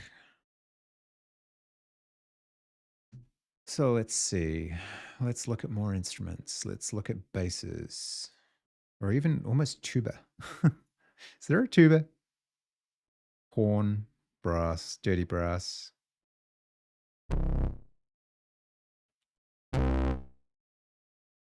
Brass tad?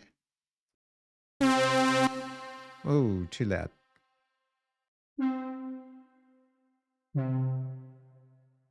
That's actually not bad.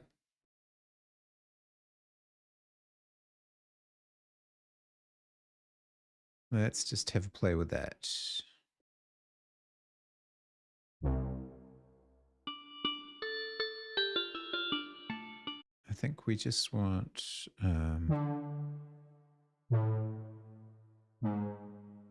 no.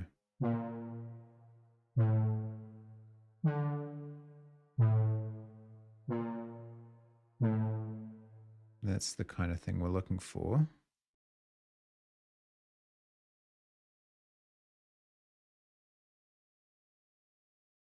Where did that end up?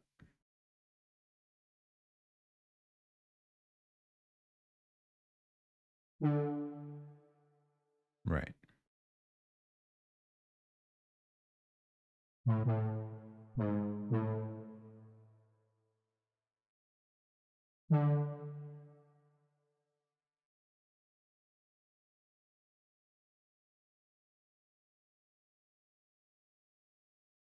Did I end up playing weird notes that I didn't mean to?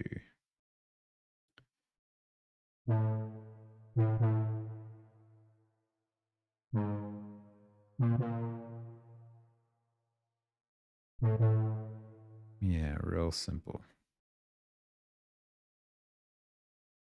And copy.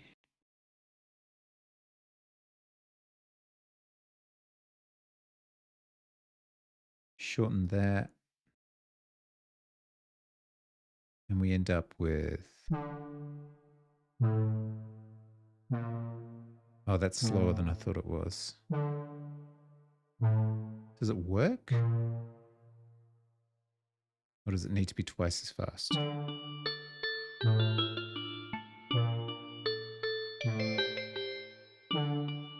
No, definitely twice as fast.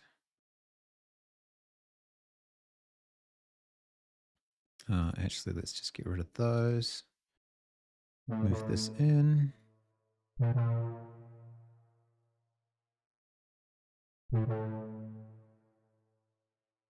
And copy it out.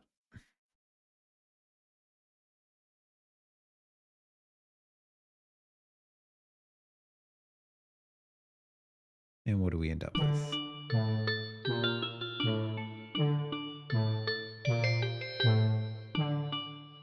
Okay, so that second measure is going to be wrong.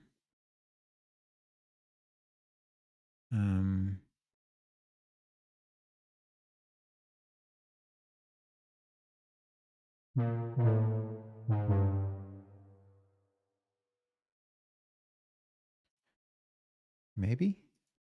Question mark?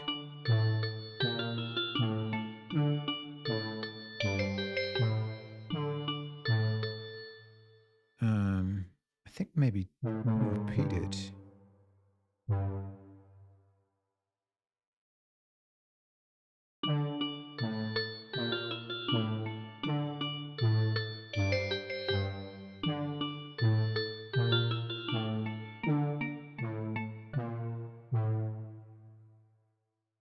Actually, I think you'd omit that, the last part of it. But actually, we won't be putting this with the opening anyway, so it doesn't matter.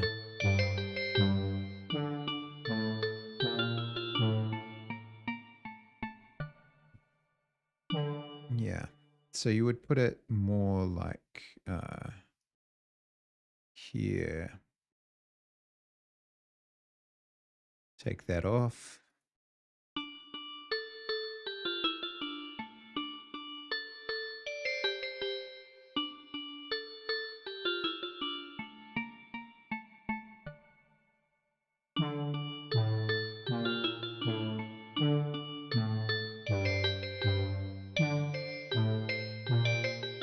Okay, so that's going to be wrong. Also needs to be quieter, I think, in the mix. So what is the second part of that to again? Can I just play from here? How do you do that? Loop select a region.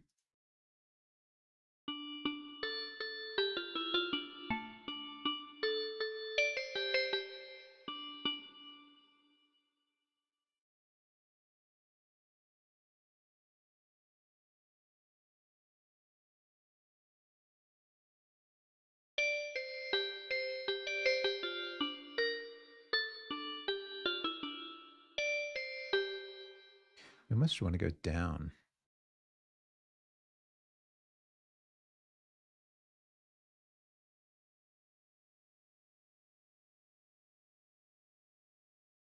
Like, oh, whoops, we're editing the wrong thing.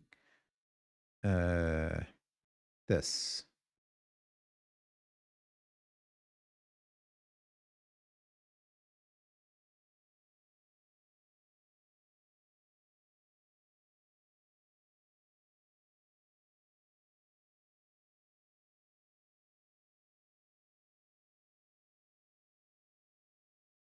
I just want to go down.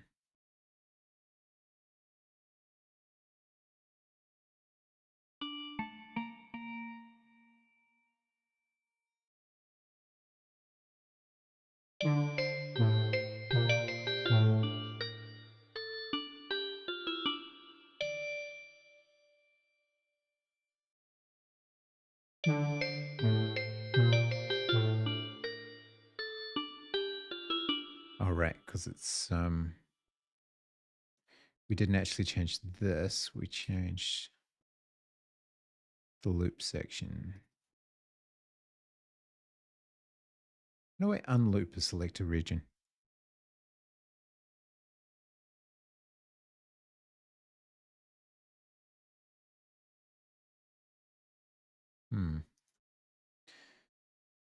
Okay. Well, I think I am approaching the end of my useful brain power in the moment, so I'm going to call it there, save that, and find someone to read out to. Let's see here. Who have we got happening? Let's check our games, indie game devs. Who have we got going on? We've got Hypnotic, Olex, and Luke Wolf Games. Who have we not rated in a while? The Gem and I Twitch. Giant eyeball does development. What? I do not know of this. Do not know of this. Let us raid into the GMNI Twitch. How do I even spell that? The GMNI underscore Twitch. Okay, let's try it. Raid the GMNI Twitch. Hey, it worked. All right. Thanks for listening in, folks. Take it easy. I'll probably see you tomorrow.